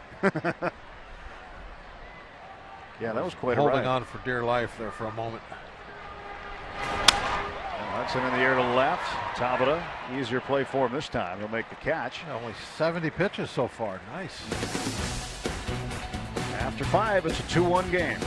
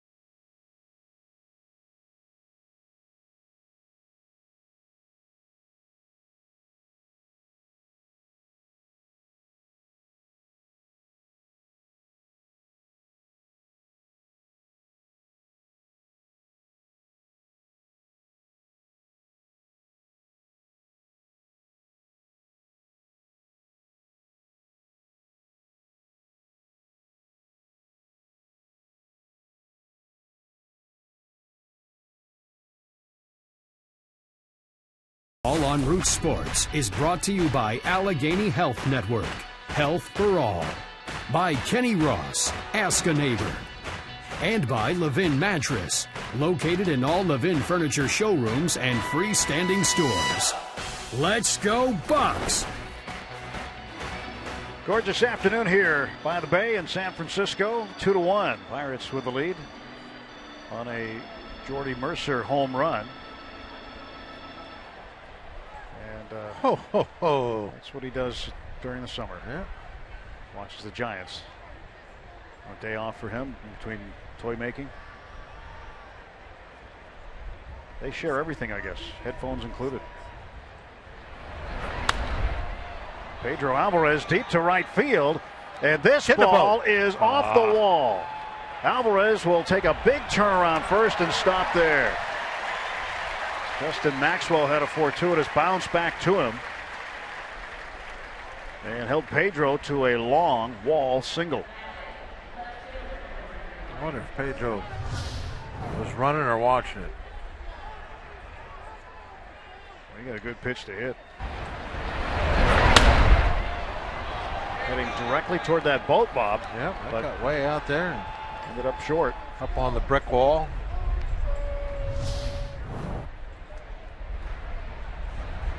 One of your tips to win almost a little bit further.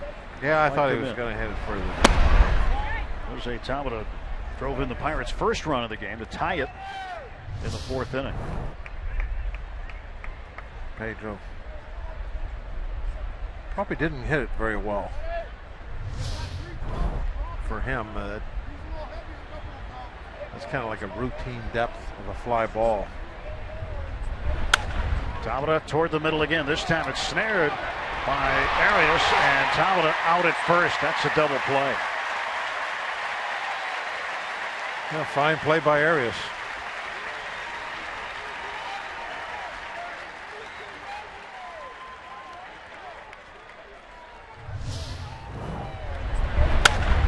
This is our Chick-fil-A double play, started by Joaquin Arias. Just bang bang play at first base. Tabata out by half a step.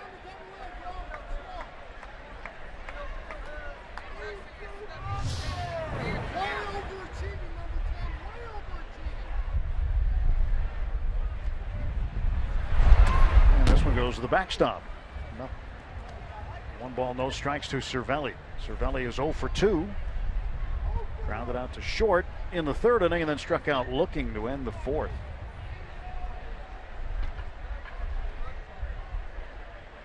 Two runs on 7 hits for the Bucks. 1 run, 3 hits for the Giants. Breezy Wednesday afternoon. That wind starting to swirl a little bit. It is right now blowing hard out to right. But what's interesting about the flags is some of them are blowing out, some of them are blowing across. If you look at the red flags on the right, they're blowing across. The trees will tell you a story. Those are out in left field.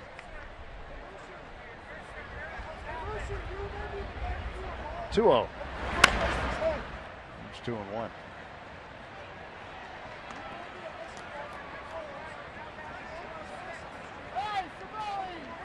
Talked to Cervelli today about the World Baseball Classic, which he played for Team Italy. He said there were some folks in his home country of Venezuela weren't too happy about it, but said Venezuela had a lot of good catchers. His dad born in Italy, so he has dual citizenship, and says he wants to do it again. I said, well, this time would you go for Venezuela or for Italy? He said, oh, definitely Italy. I think that's the right thing to do for him. And in this ballpark, this is where the finals of the World Baseball Classic were held. 2-2 pitch in the dirt. He's got a chance to play for Italy, too. Oh, yeah. Yeah, Venezuela would be tough. Yeah. But that probably would make my mind up that, hey, if I played for Italy, I'd actually be a major part of the team. Nori Aoki, who has been a big contributor to the Japanese national team. Ground ball left side. Duffy scoops it up and throws him out. No runs a hit. That's it. We'll head to the bottom of the 6th with the Pirates up 2-1.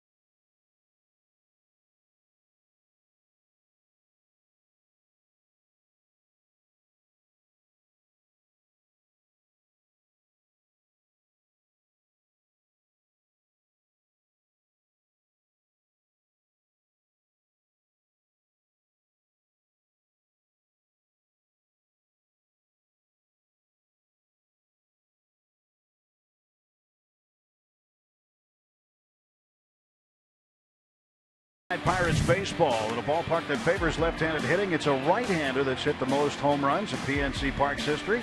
Corey Hart challenges A.J. Burnett as the biggest Batman fan on the team, and much more. It's Inside Pirates Baseball, presented by Allegheny Health Network.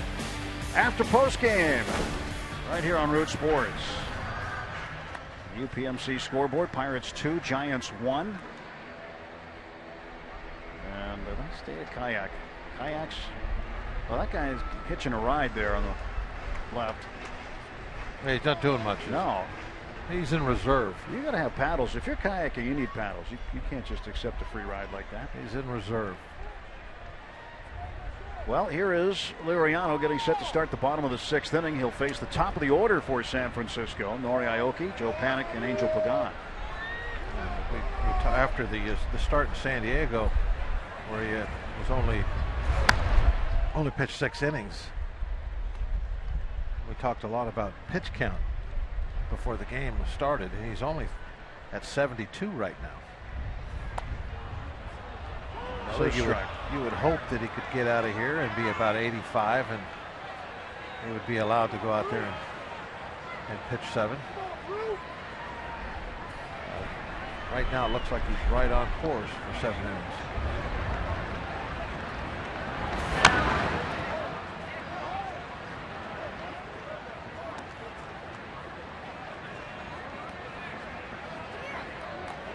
Aoki has played in the World Baseball Classic twice, 2006, 2009.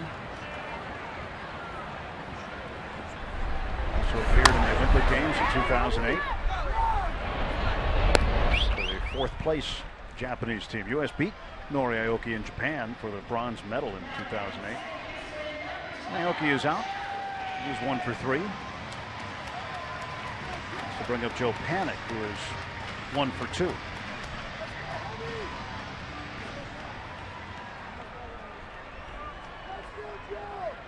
Privateer still hanging around.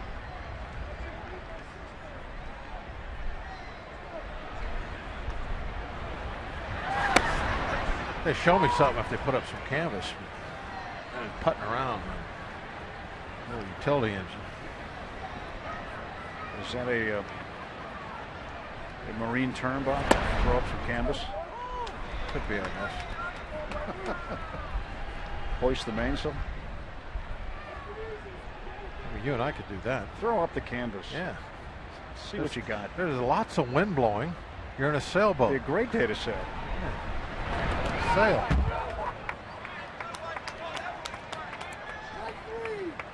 I mean, there's enough wind they could be in Oakland in 5 minutes. Well, you can show some skills off. There's no skills in what they're doing right there, is there? You can tack, right? That's a term. I'm not sure what it means, but I know it's a term. And Panik is out on strikes. When you're sailing into the wind. That's it. 6 strikeouts for Liriano.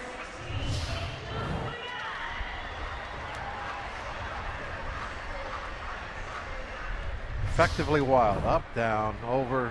Chase one down in the dirt. No, I'm not going to chase one. Oh, he threw that one for a strike. He is a tough man to guess with if you're a hitter. A tough guy to know where to look.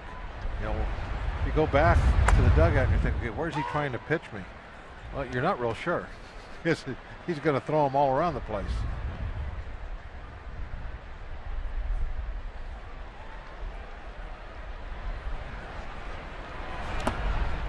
One ball, 1 strike to Pagan. He's 0 for 2. Yeah, look at his first 2 pitches. One at the letters, next one bounced in front of the plate. Is he trying to work me upstairs or trying to get me to chase downstairs? What's he doing? There's no rhyme or reason. There's no guessing. Here to short center field. That's going to fall in between Walker and McCutcheon for a base hit.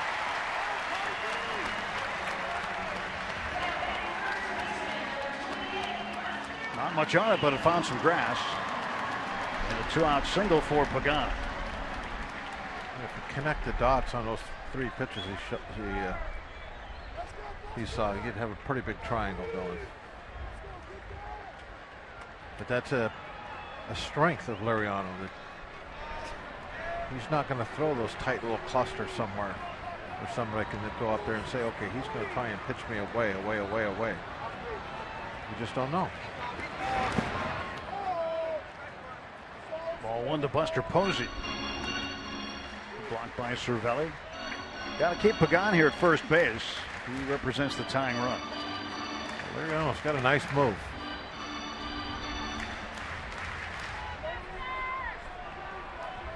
A lot of times, though, if he picks somebody off, they just keep going. To right field. Polanco's got it lined up. And that is that for the Giants in the sixth. We move to inning number 7 at AT Park.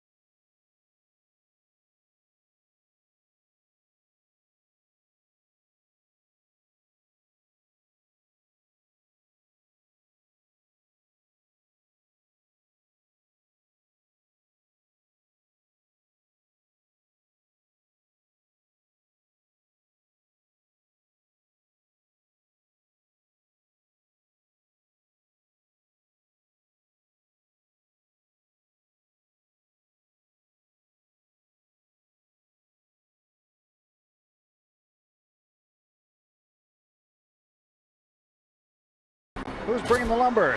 Brought to you by Yellowwood. Jordy Mercer last night with his first home run of the season came in the 5th inning. And today he does it again. Also in the 5th inning. 2 home runs in the year for Jordy Mercer. That one gave the Pirates a 2-1 lead this afternoon, and he leads off here in the 7th. Facing Tim Hudson. And the breaking ball inside, ball 1. And Jordy's average up to 206.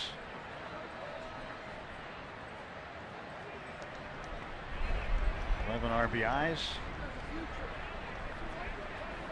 I still think of that story, Bob, of Jordy when he was in college at Oklahoma State in an NCAA tournament game against TCU.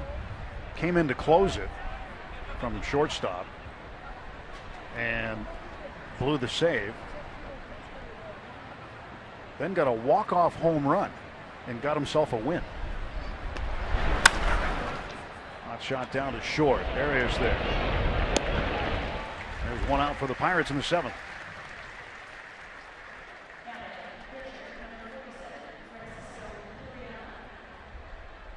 Somebody from IUP.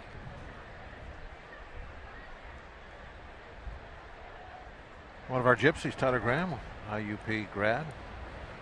John Walk, IUP man.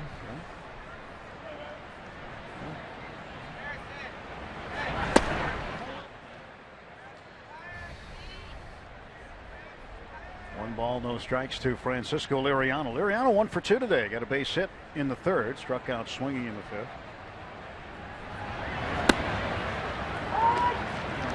Strike is called. Stepping away again. That's how he takes a pitch. He steps out. Stepped out with his front foot that time, not his back foot. Count 1 and 2 to Liriano. Hudson at 90 pitches, 58 of those 90 strikes so far.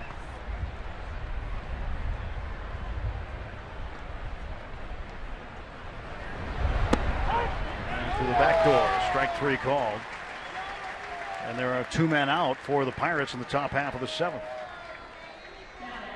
Follow the Pirates all season in 2015 with MLB.com at bat, the #1 app for live baseball. That bat is up to the moment at any moment with in-game highlights, live look-ins, replay reviews, radio broadcasts, StatCast, and more. Get MLB.com at bat for your smartphone or tablet. Assuming that gentleman probably has it since he's got the California shirt on with the Pirates logo. Maybe from California, PA. See, there is a California, PA, and there's a Pittsburgh, California.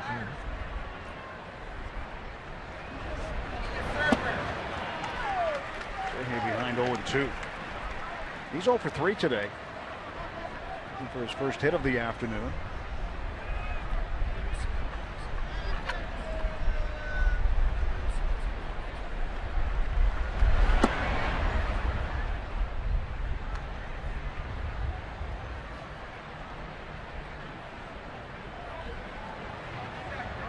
Polanco 1 for 3 today. He's on deck. And here comes the 1-2 pitch to Jay Hay.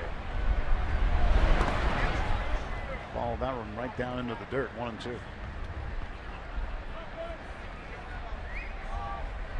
I don't think Pittsburgh, California, though, uses the H, if I remember right. I know Pittsburgh, Kansas doesn't. Doesn't? They don't. Warming up in the bullpen is Hunter Strickland.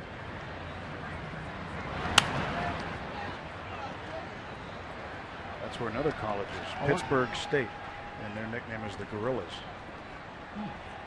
But it's Pittsburgh with no H, the way Pittsburgh used to be spelled years ago. Our Pittsburgh. See, I didn't know that. I thought they always had the H. Nope. 2-2 pitch. Fouled off. I remember this because I didn't know it either until we had that.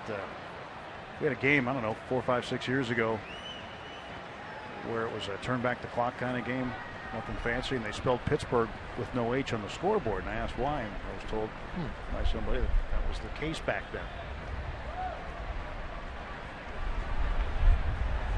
I like the H.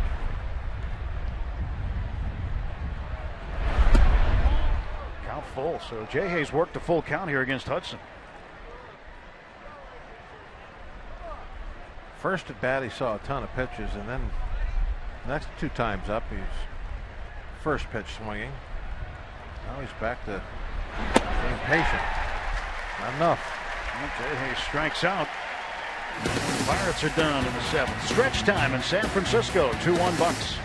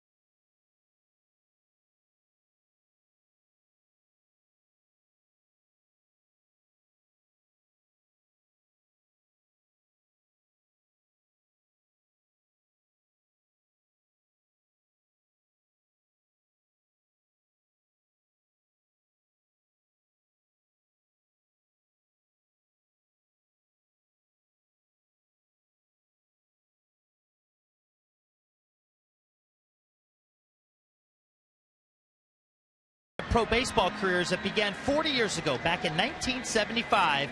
But they have a relationship that goes back even further than that.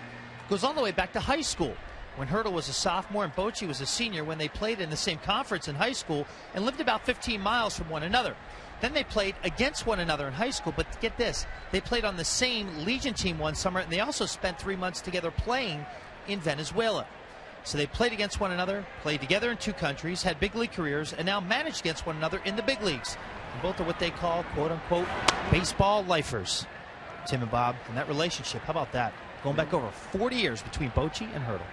I mean, you think about that when you're 17, 16, 18, in that range, you never in a million years would expect that you'd be managing against one another in the postseason, which was the case last year, or even at all.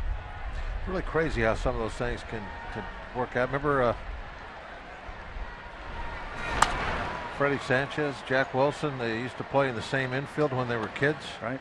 And now they were playing the same infield with the Pirates. It's just, they flip-flop though. I guess Freddie was the shortstop back in the days when they were young, right. They were kids. Jack was at second. You'd never know how things are going to turn out. Duffy hits this one to right center, and McCutchen there and make the catch. One out in the Giants' half of the 7th inning. And you just never know where you're going to end up. People in baseball you meet along the way. A lot of times too, if you're in one of those states like the Florida, Texas, Southern California, Arizona, probably they're kind of baseball hotbeds, so to speak, and that 12-year-old kid that's playing across from you, he might be a teammate of yours 20 years from then. Well, there's 3 really good young players in baseball right now from the same city that played against and with each other. Bryce Harper of the Nationals, Chris Bryant of the Cubs, and now Joey Gallo of the Rangers, all from Las Vegas. And Gallo and Harper, teammates as kids, as young kids, in a town where they play baseball year-round. 2-1. And Susak takes a strike. Count is even on.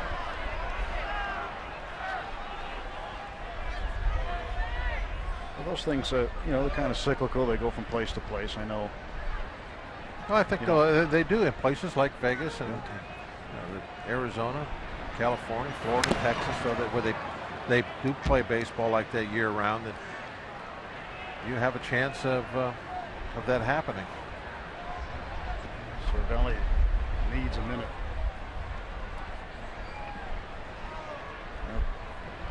Todd Thompson, Clint Hurdle come out to check on Cervelli, who's doubled over.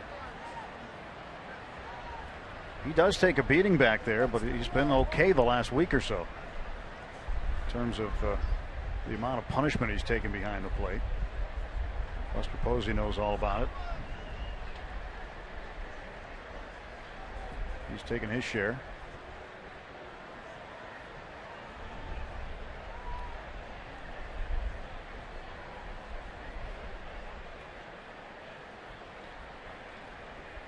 It's like they're trying to just give him some time.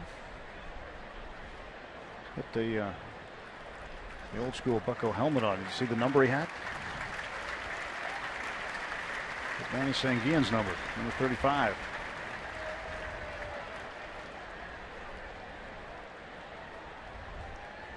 And that would have been the correct helmet for that period. Well, Cervelli shake it off.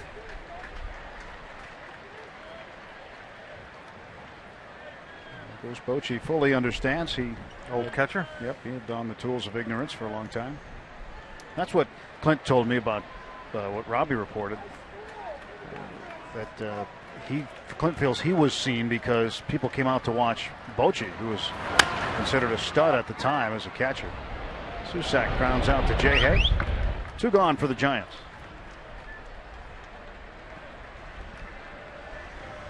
And sometimes that happens too. You're talking about helmets. I think Bochy wears like about a size 8. And when he used to go different teams, get traded, he would just take his batting helmet with him and they would repaint it to whatever color they needed. Because it was so hard to find one that was, I think it was an 8. You don't see many guys wearing a size 8. My grandfather was like that. He used to always wear those, like, I think they call them pith helmets, like he was on safari. Oh, yeah. Every time he'd go outside, he'd have one of those on. The sun bothered him, too. As a kid growing up, that was so neat to see your grandfather look like he's coming back from a lion hunt every time he went outside. But I was told that was only a hat that would fit him. Were you disappointed he didn't show up with a lion? You never know.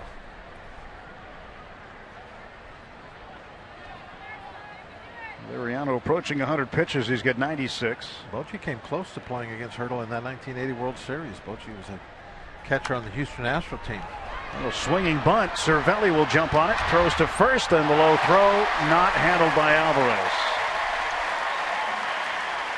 It was in his glove.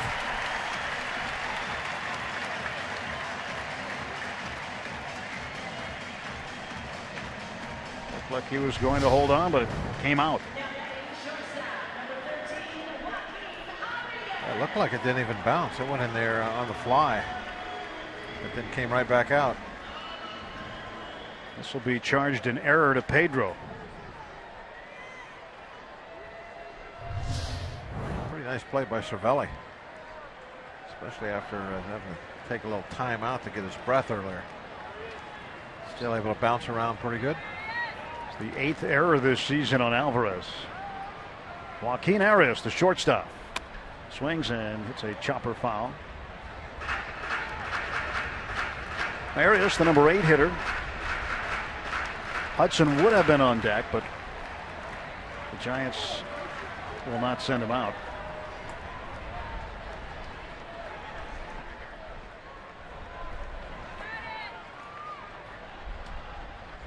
Oh, 1 pitch to Arias.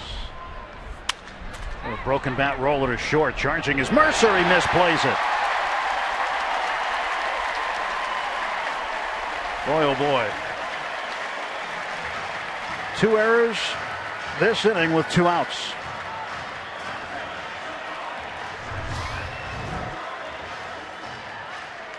That ball bounced up and got right on the heel of the glove.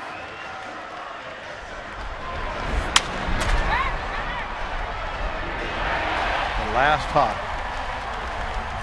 Hit something, a little divot, something. It came up high on him.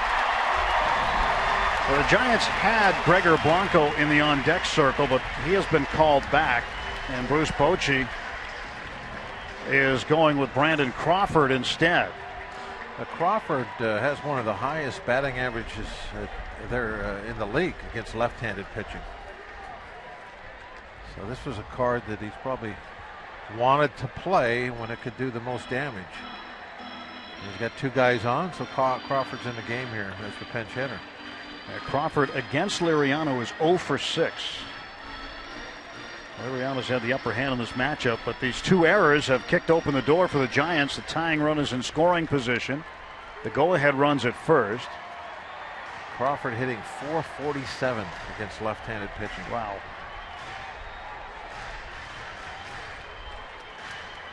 The Pirates have double barrel action in the bullpen. The left-hander is Antonio Bustardo, the right-hander Jared Hughes.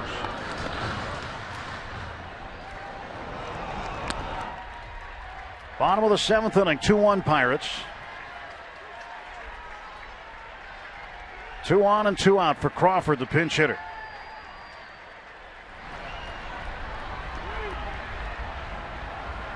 And the pitch. And he went. That's a strike. Liriano gets ahead.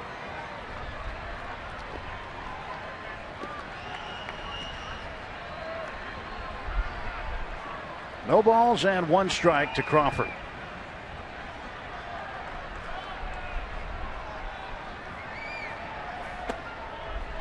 Tried the edge and missed. 1-1. Crawford homered in the 3rd inning last night, but it took a video replay to confirm it. Fan appeared to reach out over the outfield wall to make a catch. And a chopper towards second base. There's Mercer. There's the easy force out.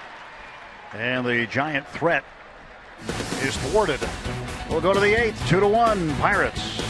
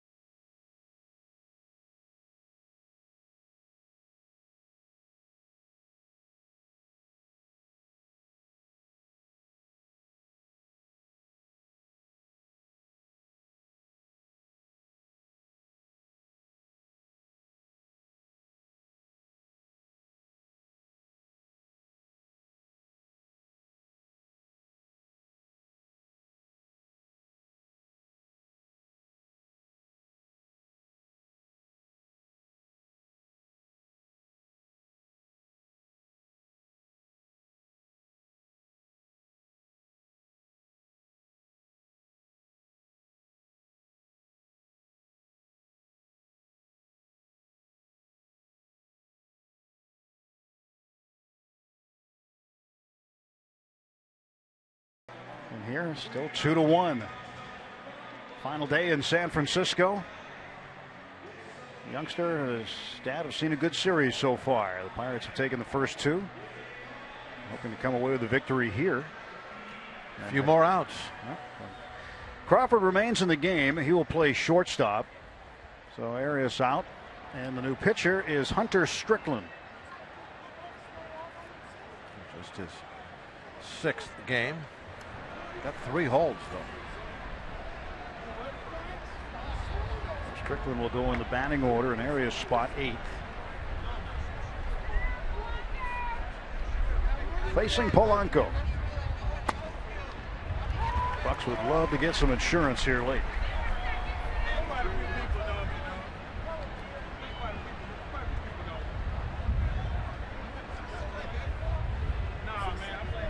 For 3 today. Polanco singled and stole a base in the 5th.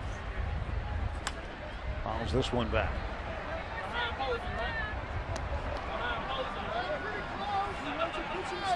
Polanco's a guy who's hit in 8 straight, Bob, and he's been fairly consistent lately. He had his slump. That sat him down for a little bit. Once he got back out there, started doing a good job. He actually moved him down in the order out of the 2 spot for a while. Now hitting back up there again. And he strikes out. So 1 out in the Pirates half of the 8th inning.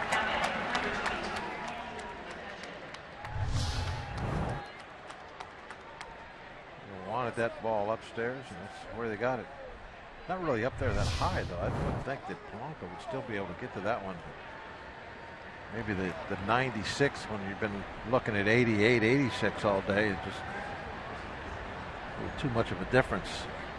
Didn't get there in time with the head of the bat or any other part of it.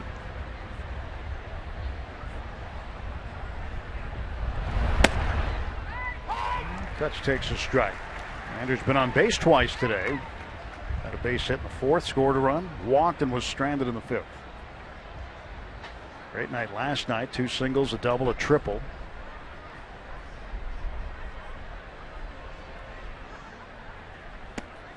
Strike 2.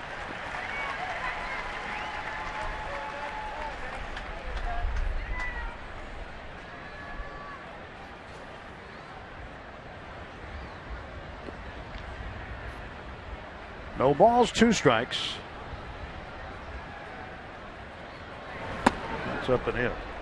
Hunter Strickland, 26 years of age, out of Griffin, Georgia. Strickland was picked up from the Pirates on waivers 2 Aprils ago.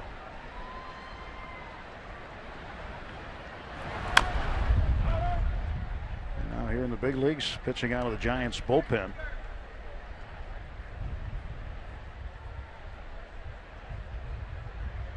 Ended up making his big league debut last September 1st at Colorado. Pretty good year to make your big league debut, and your team wins the title. You know about that? Yes. 1980. But then you might think it's going to happen all the time. It's not that easy.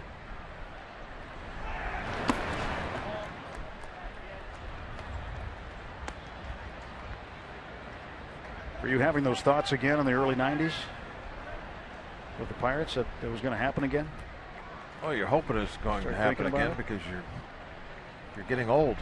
You're not going to be around much longer, and you'd like to have one more shot at it. I think that's, for instance,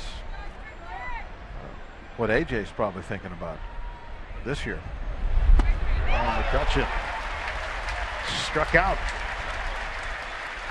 Boy, he got a hanging breaking ball to hit that time. He won't miss many of these, but he missed this one for some reason.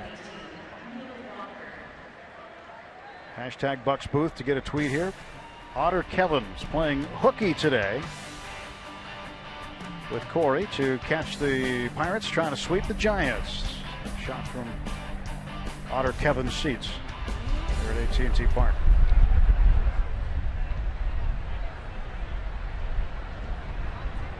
Walker up with 2 down.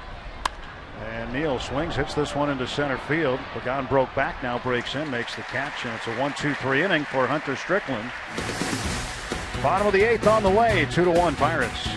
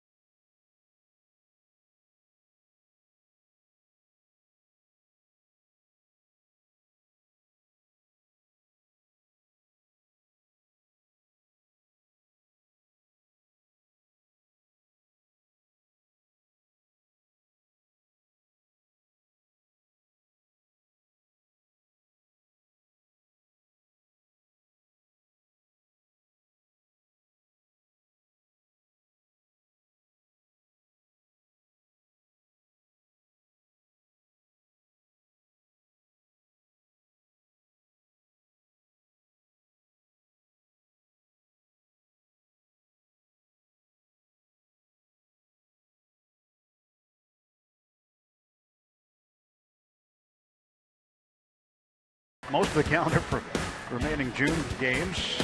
Pirates will leave here right after this ball game, go to Atlanta.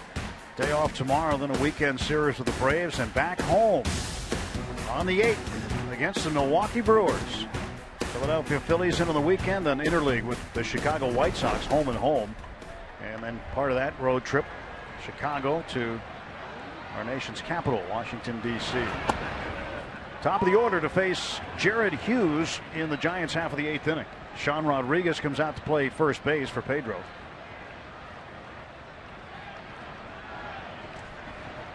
Aoki chops this one foul, and that got him. Chopped himself right down. Yep. Normally he's running before he hits it. So it's harder to hit his legs.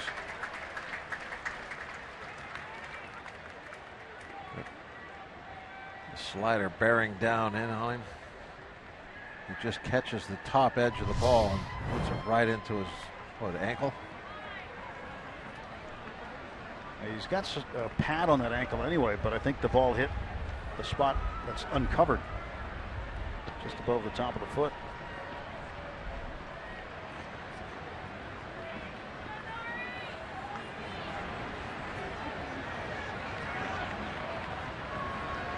Oh, 2 pitch.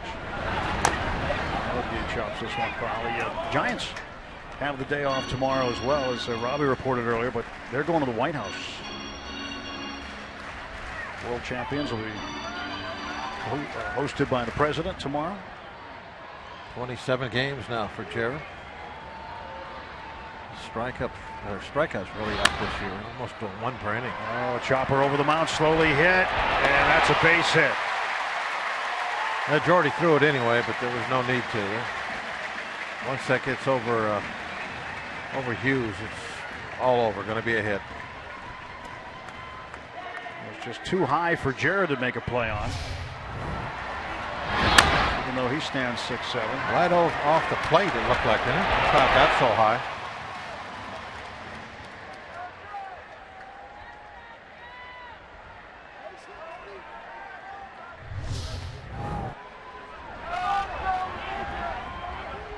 At first base, he's the tying run. There's panic at the plate. He's their best base stealing threat on their team. Really the only base stealing threat. He has 12 steals. He's been caught 5 times, including earlier today in the 3rd inning when he tried to swipe third with 2 outs.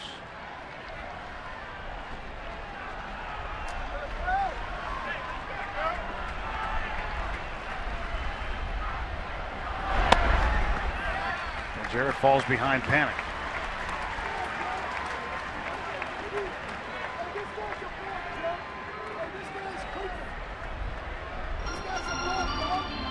So we'll have a word with Hughes here now. 2-0. Your Panic.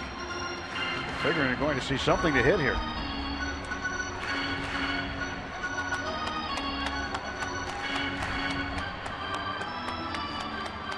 Jarrett's got to get back in this count. He does not want to push Aoki over to second base for free.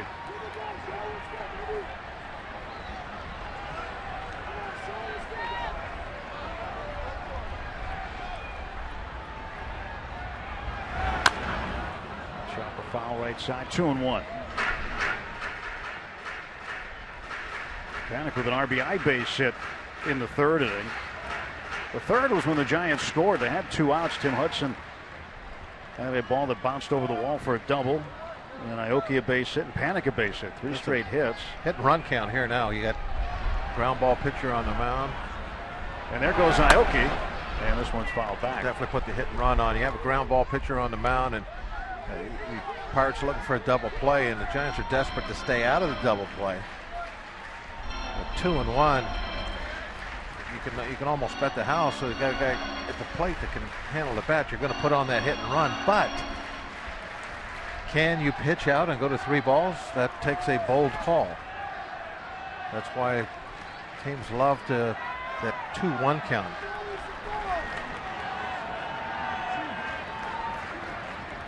Go to first.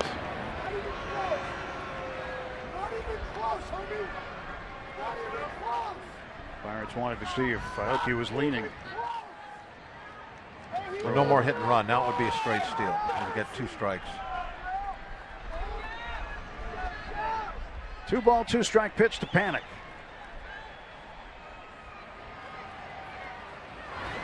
And that's to left field, a base hit. Back-to-back base hits to start the 8th for the Giants. They've got the tying run now in scoring position. The go-ahead runs on base.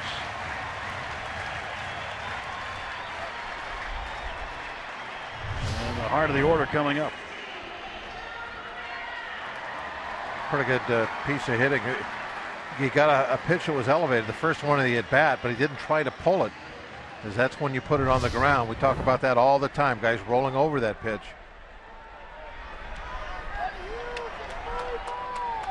Pirates are going to get the bullpen going again. Vance Worley heading out there. Antonio Bastardo as well. Oh, Pagan do here. Looks like he's going to swing away. They put the little spin move on. Kind of watched Pagan see if he was going to slide his hands up the bat. That was a little fishing expedition. Wanting to know if he was thinking about laying down the bunt or not. Scahill is out there with Bastardo. Sent Worley out there to spot, making sure no foul balls get to the catchers. 1-0 to Pagan.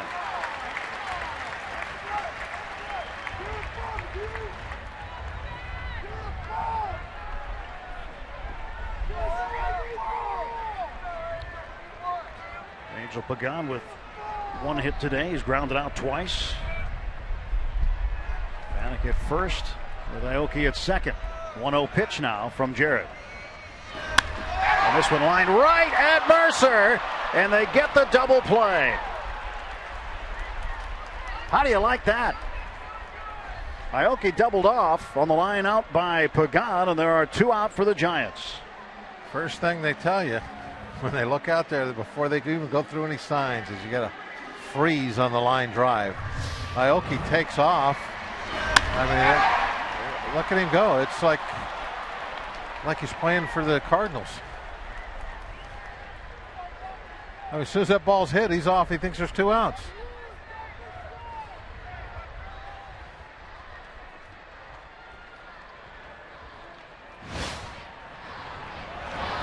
Buster Posey, a swing and a miss. Big break there for the Bucks. And how's Jared feeling? He got in trouble, 2 on, nobody out. Great now. Yeah, he was in a mess and gives up a line drive and comes out smelling like a rose. 1-1 to Posey. Allegheny Health Network Supermo gives us a look at this play. Mercer makes the catch, and look, Aoki didn't even like think about freezing on a line drive. He was off like the gates opened on a horse race. Hughes got Posey to chase that slider. Well, he's made a couple of base running errors today that have cost the Giants. Yeah, he made the last out of an inning at third base trying to steal. And now nobody out, running on a line drive. Here comes the 1-2 to Buster Posey.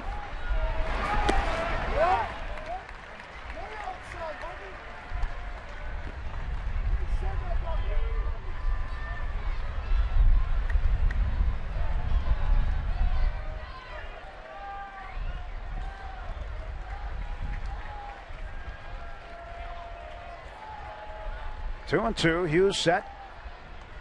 Panic off of first base. And Posey, ground ball right to Rodriguez. He will step on the bag, and the Giants are done in the 8th. No runs, 2 hits, and a man left. On to the 9th, 2-1. Pirates up.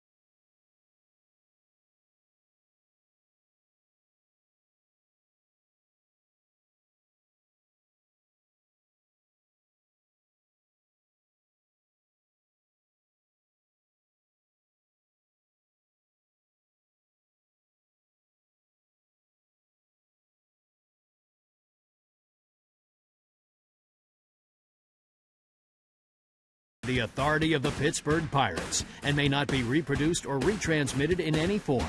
And the accounts and descriptions of this game may not be disseminated without the express written consent of the Pittsburgh Pirates. 2-1 Bucks, top of the 9th inning. Nori doubled off. 2-1 on the UPMC scoreboard. Somebody's going to have a winner. Now, you know you're getting on someone's TV show. And just in case they need to be identified, they lose a bet. I would bet yes that they did lose a bet.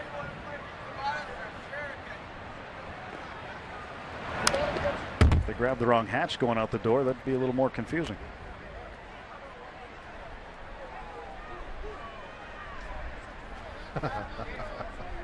You're on camera. You're on camera. And you don't know it.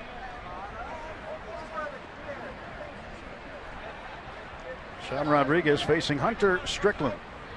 The 1-strike count on it.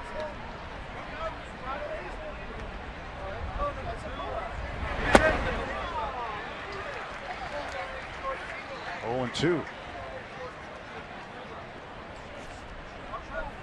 Strickland shows pretty good stuff. Sharp breaking slider in an excellent spot, and he's been able to throw that fastball up there at 96 and elevate it when he needs to. And he spots this one on the outside corner. Wow. That's a good job just to stay alive after that last pitch.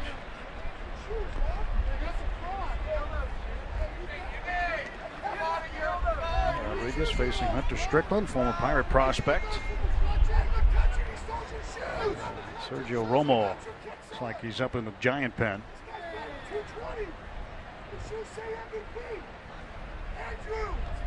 Here comes the pitch to Rodriguez. Popped him up, right side foul ground. Posey chasing it. He's got room. And 1 out for the Pirates in the 9th inning. I don't know how Sean didn't strike out there. He got pitched as tough as you see anybody the entire game. He had 3 in a row painted sliders and 96-mile-an-hour fastballs down at the knees away, and then got a 97 right at the very top of the strike zone. Was able to at least get a piece of it to pop it up. That was tough.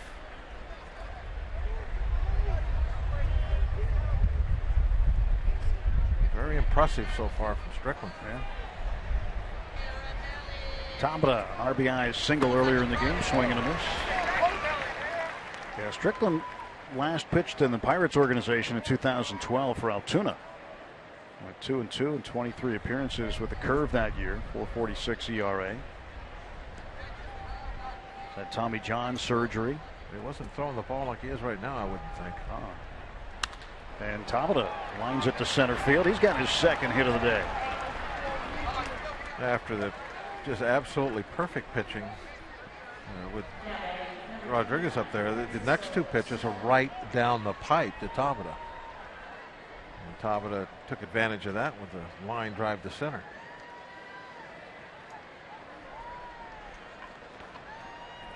Cervelli looking for his first hit of the day. Francisco went 0 for 4 last night. He's 0 for 3 today. And a pinch runner. Yep, Starling Marte. They're going to use the wheels. Will attempt to steal second. Betcha.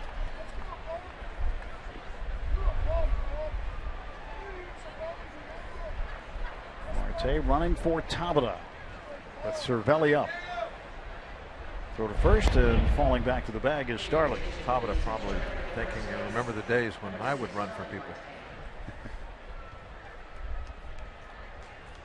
Well, things don't always stay the same. No, they don't.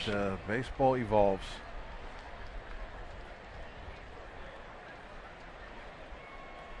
Cervelli's average down to 309.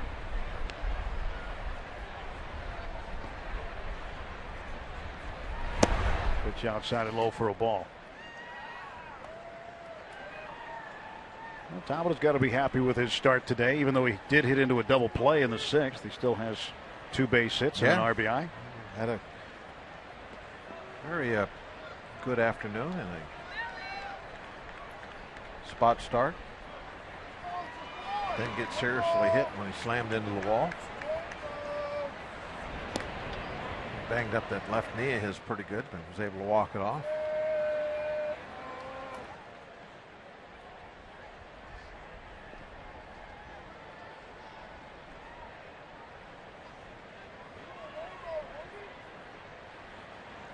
Hunter Strickland in the stretch. Marte off first. And there goes Starling. Pitches a ball in the dirt. The throw down, not there. It's into center field, and Marte down to third base.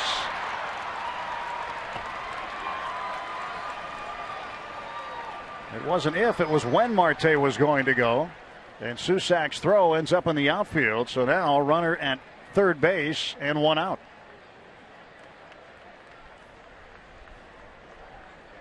You never, as a defensive team, you can never let that ball get into center field with one out, especially somebody like Marte. Changes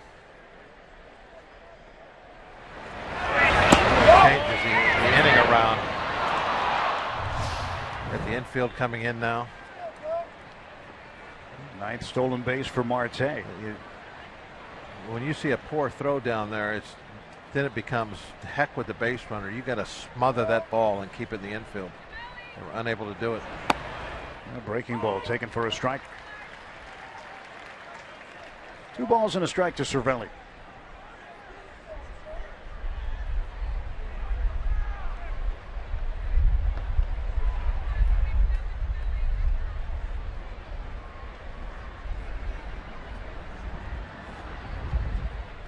Ninth. Yep. Stolen base. Here's the 2-1. 2-2. Tucked a 96-mile-an-hour fastball in on the hands. He's showing good stuff and the ability to locate.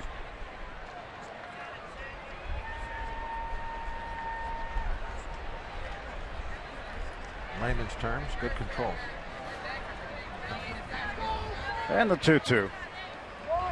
Cervelli ground ball to third. That is through. 2 diving infielders. Marte will score. It's 3-1. Well, Crawford dove one way, Duffy dove the other, and the ball split right between them. An RBI single for Cervelli, and the Bucks add on here in the 9th. A little slider that he didn't get outside. Divided them.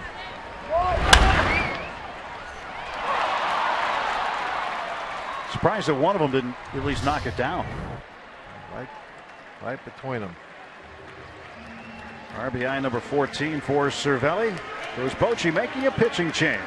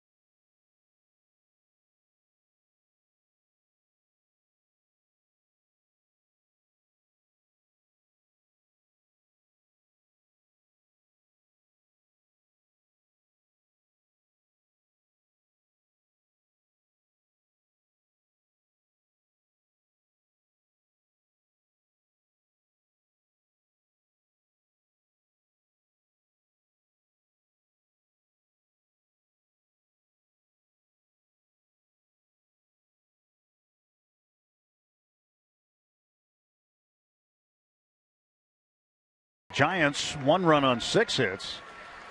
Top of the 9th, 1 down. Andrew McCutchen and crew in front, and now facing Sergio Romo, the slider specialist. Yeah, didn't give up much in the way of base hits. The Pirates trying to get Cervelli over to second base, and Mercer trying to bunt it. And strike one. Do you think somebody might have missed a sign there? You don't normally see that. Yeah, you don't see a guy running with somebody bunting. Well, it might have just been a coincidence. Cervelli is trying to steal the base, and Mercer was taking it upon himself to try and bunt for a base hit. I mean, that doesn't necessarily always have to be a sign. Ball and a strike to Mercer. Now Mercer, I'm sure knows the green light sign. He would know that if Cervelli was given the green light.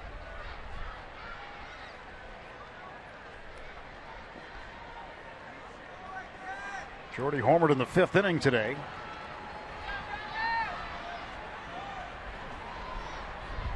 Romo set and the 1-1. That's going to wait as he throws over to first base instead. Romo came in, pitched in the 9th last night.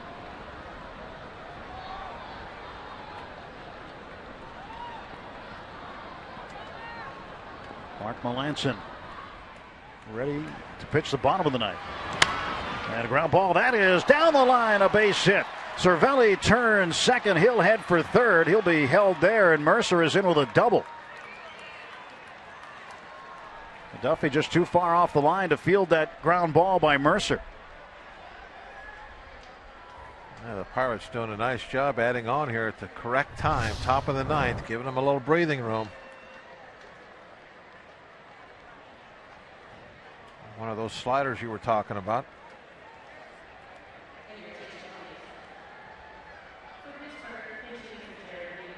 Just a little too wide.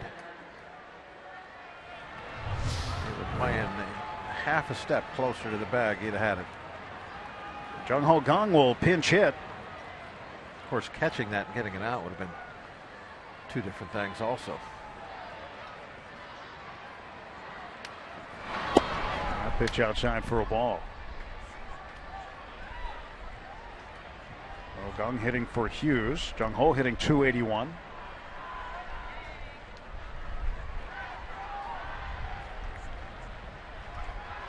Two on, one out. 3-1 Pirates. Sergio Romo delivers. Ball 2, 2-0. Wind now has changed direction, blowing straight out to left. Jordy today, 2 extra base hits.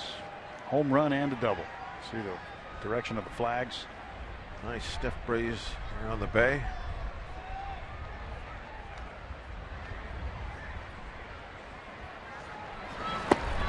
Reno. Nothing but sliders, trying to get him to swing at a bad pitch.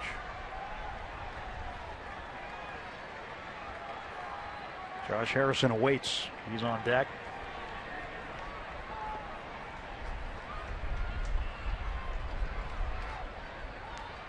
Jung Ho looking out at Sergio Romo, and the 3-0 coming.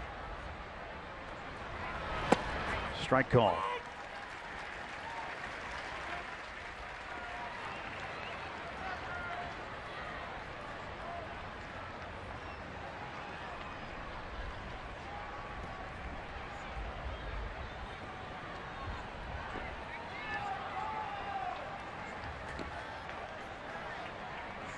Three and one.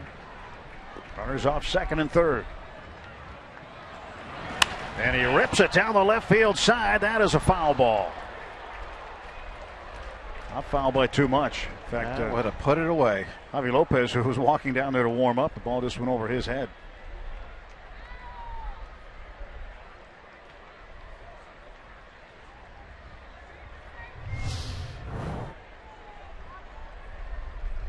About a foot.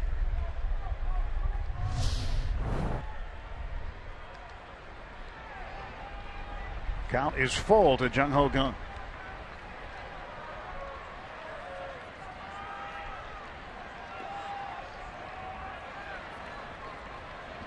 And the payoff from Romo.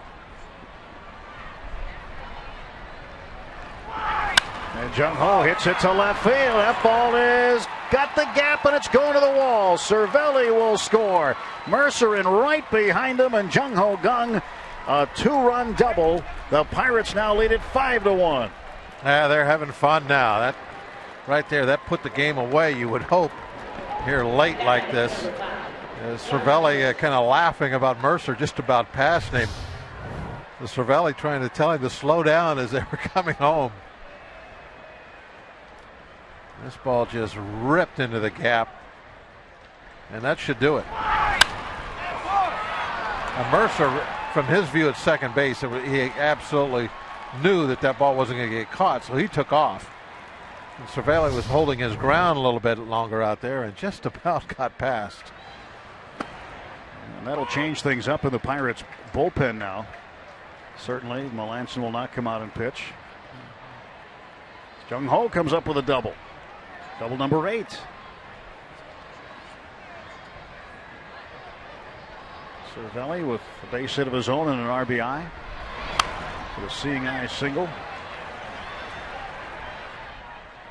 2 strikes to Josh. And the Pirates were hoping not to have to use Mark Melanson today. Rob Scahill will start to warm up again. Tony Watson was unavailable today. Clint Hurdle was asked about Melanson. He said, we'll see. But Mark was warming up when it was in save situation range. Now a 4-run lead. Melanson sits down. And Scahill back up. They'd love to stay away from Melanson with a day off tomorrow. Give him 2 days rest.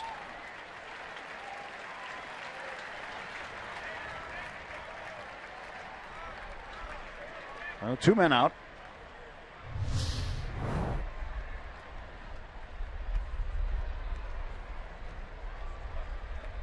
Harrison has struck out 3 times today. He's 0 for 5. Tough day for Josh.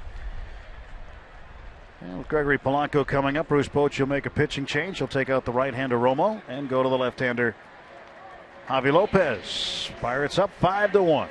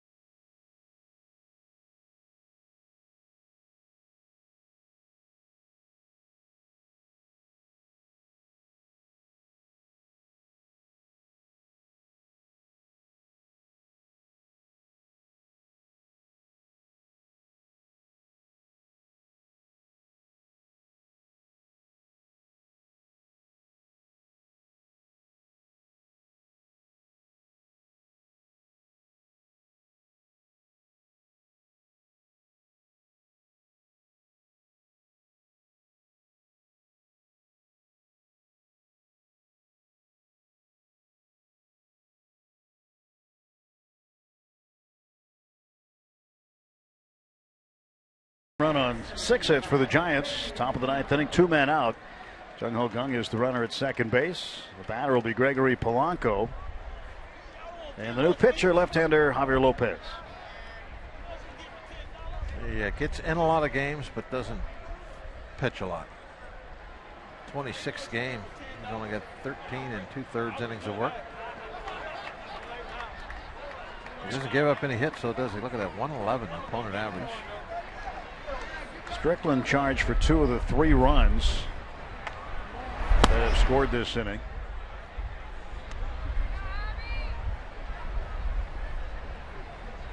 Romo charged for the other.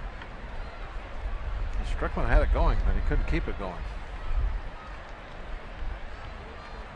Solid double by Jung Ho. 1-0 pitch. Foul back. And the count 1-1 to Gregory. who's been on base just once today, singled in the 5th.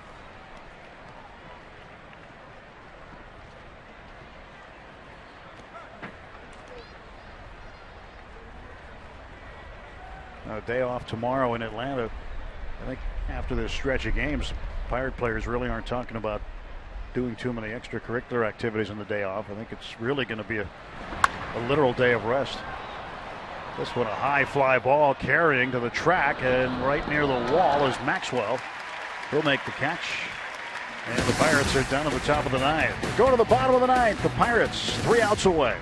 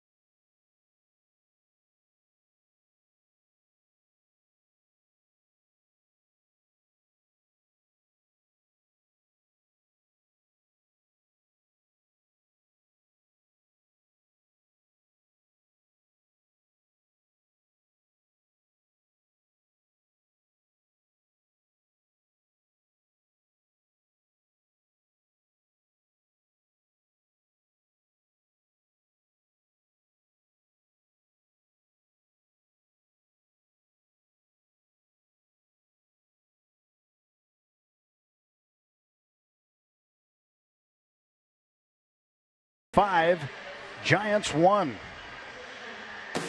After today's game, the Pirates head to Atlanta for a weekend series against the Braves. Catch all of the action from Turner Field starting Friday at 7 p.m.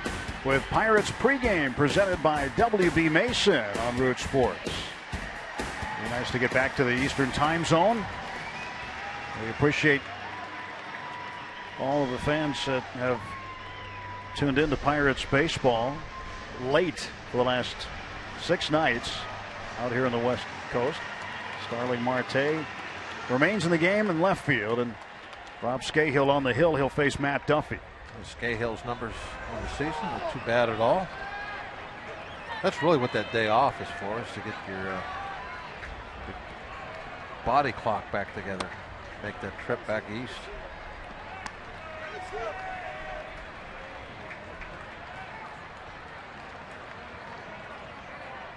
Always takes you a day to get acclimated to that 3-hour time change. It's kind of easy going the other way, I think, when you come out west.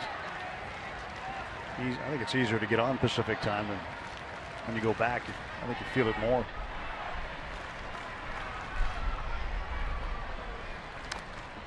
One and two.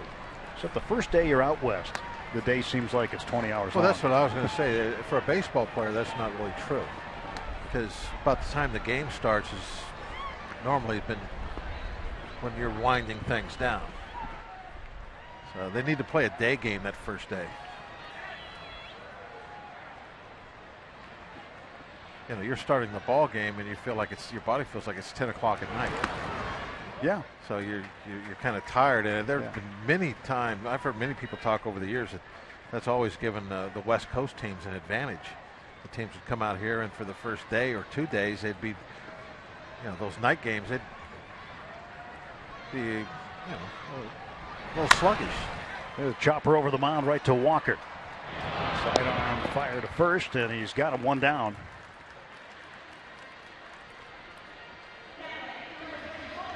Scahill gets the first out. And he'll face the catcher, Andrew Susac. Pirates searching for win number 29. And with a win today, they'd go to a season best 5 games over 500.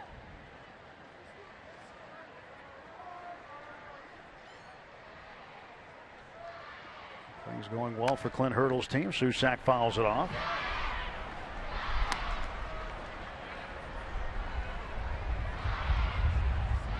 0 for 3 today for Susac.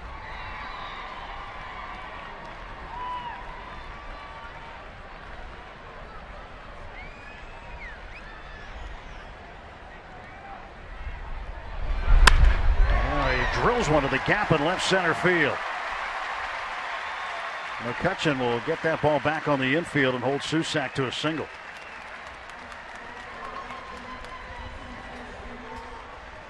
One out base hit for Susac, the Giants catcher today. Yeah, when you have a little bit of a cushion right now, like Scahill has, you can, nobody on base, you can take a shot at the heart of that strike zone, especially against somebody that is scuffling a little bit. But Susac took one right down the middle, hit it hard. So now you got somebody on. Now you need to start trying to make your pitches. But what they tell you when they go out there is just make sure you pound the strike zone. Throw strikes, nobody walks. You got a nice 4-run lead. Gregor Blanco to pinch hit. He drives one to right center field. McCutchen on the run, dives, he won't get it. And Susac stops at second base.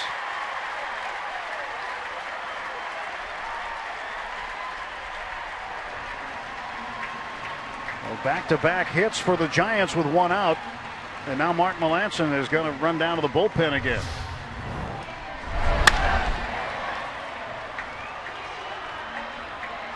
Catch couldn't quite come in. He was playing pretty deep. Couldn't quite get shallow enough there to make that catch. This ball hung up for a while, but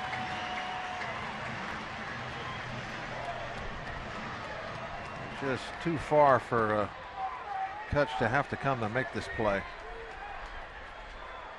The ball never even really touched the glove.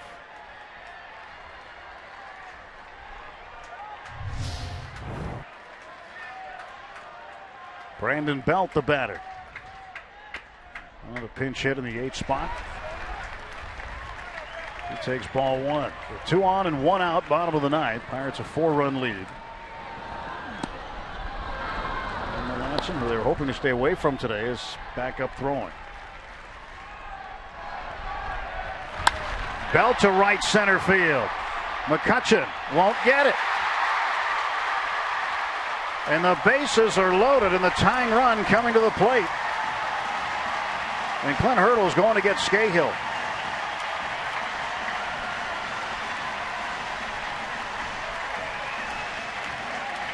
Here comes Clint up the dugout steps.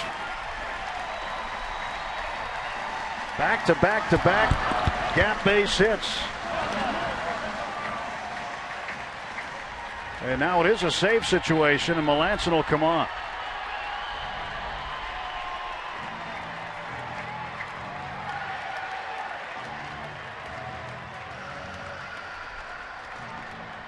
Bases are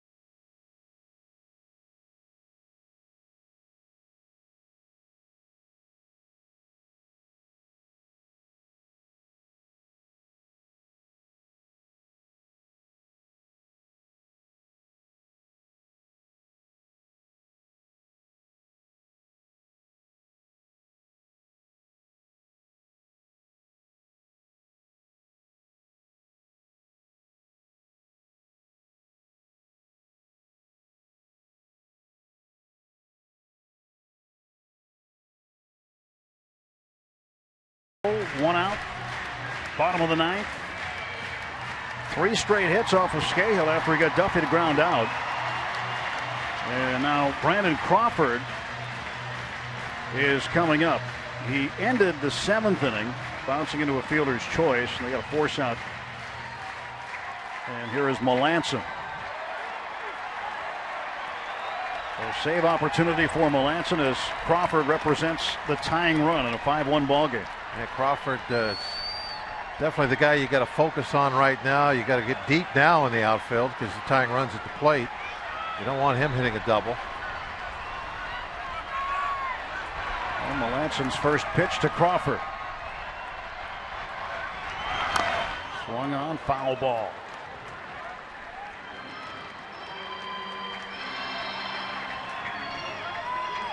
Andrew Susak, the catcher's down at third base. Gregor Blanco, the runner, at second. And Brandon Belt is at first for the Giants.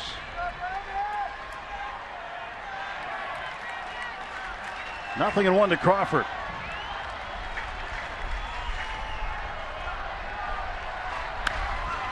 This one is pop foul backing out of play, and it's 0-2.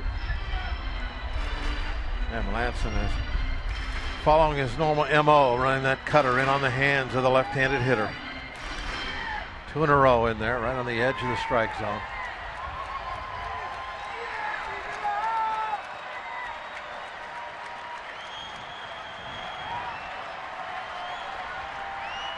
He's not allowed an inherited runner to score this season. 0-2 pitch. Hardly ever gets any. Oh, very seldom does he not start an inning. He's only had 3.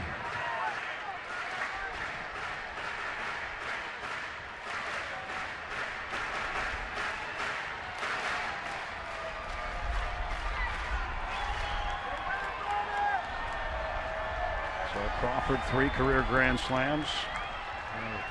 Had one against the Pirates in the wild card game. Bounce to first. Rodriguez will take the out. A run will score. And now 1 out to get. It's 5-2. Still got to hone in on that hitter now.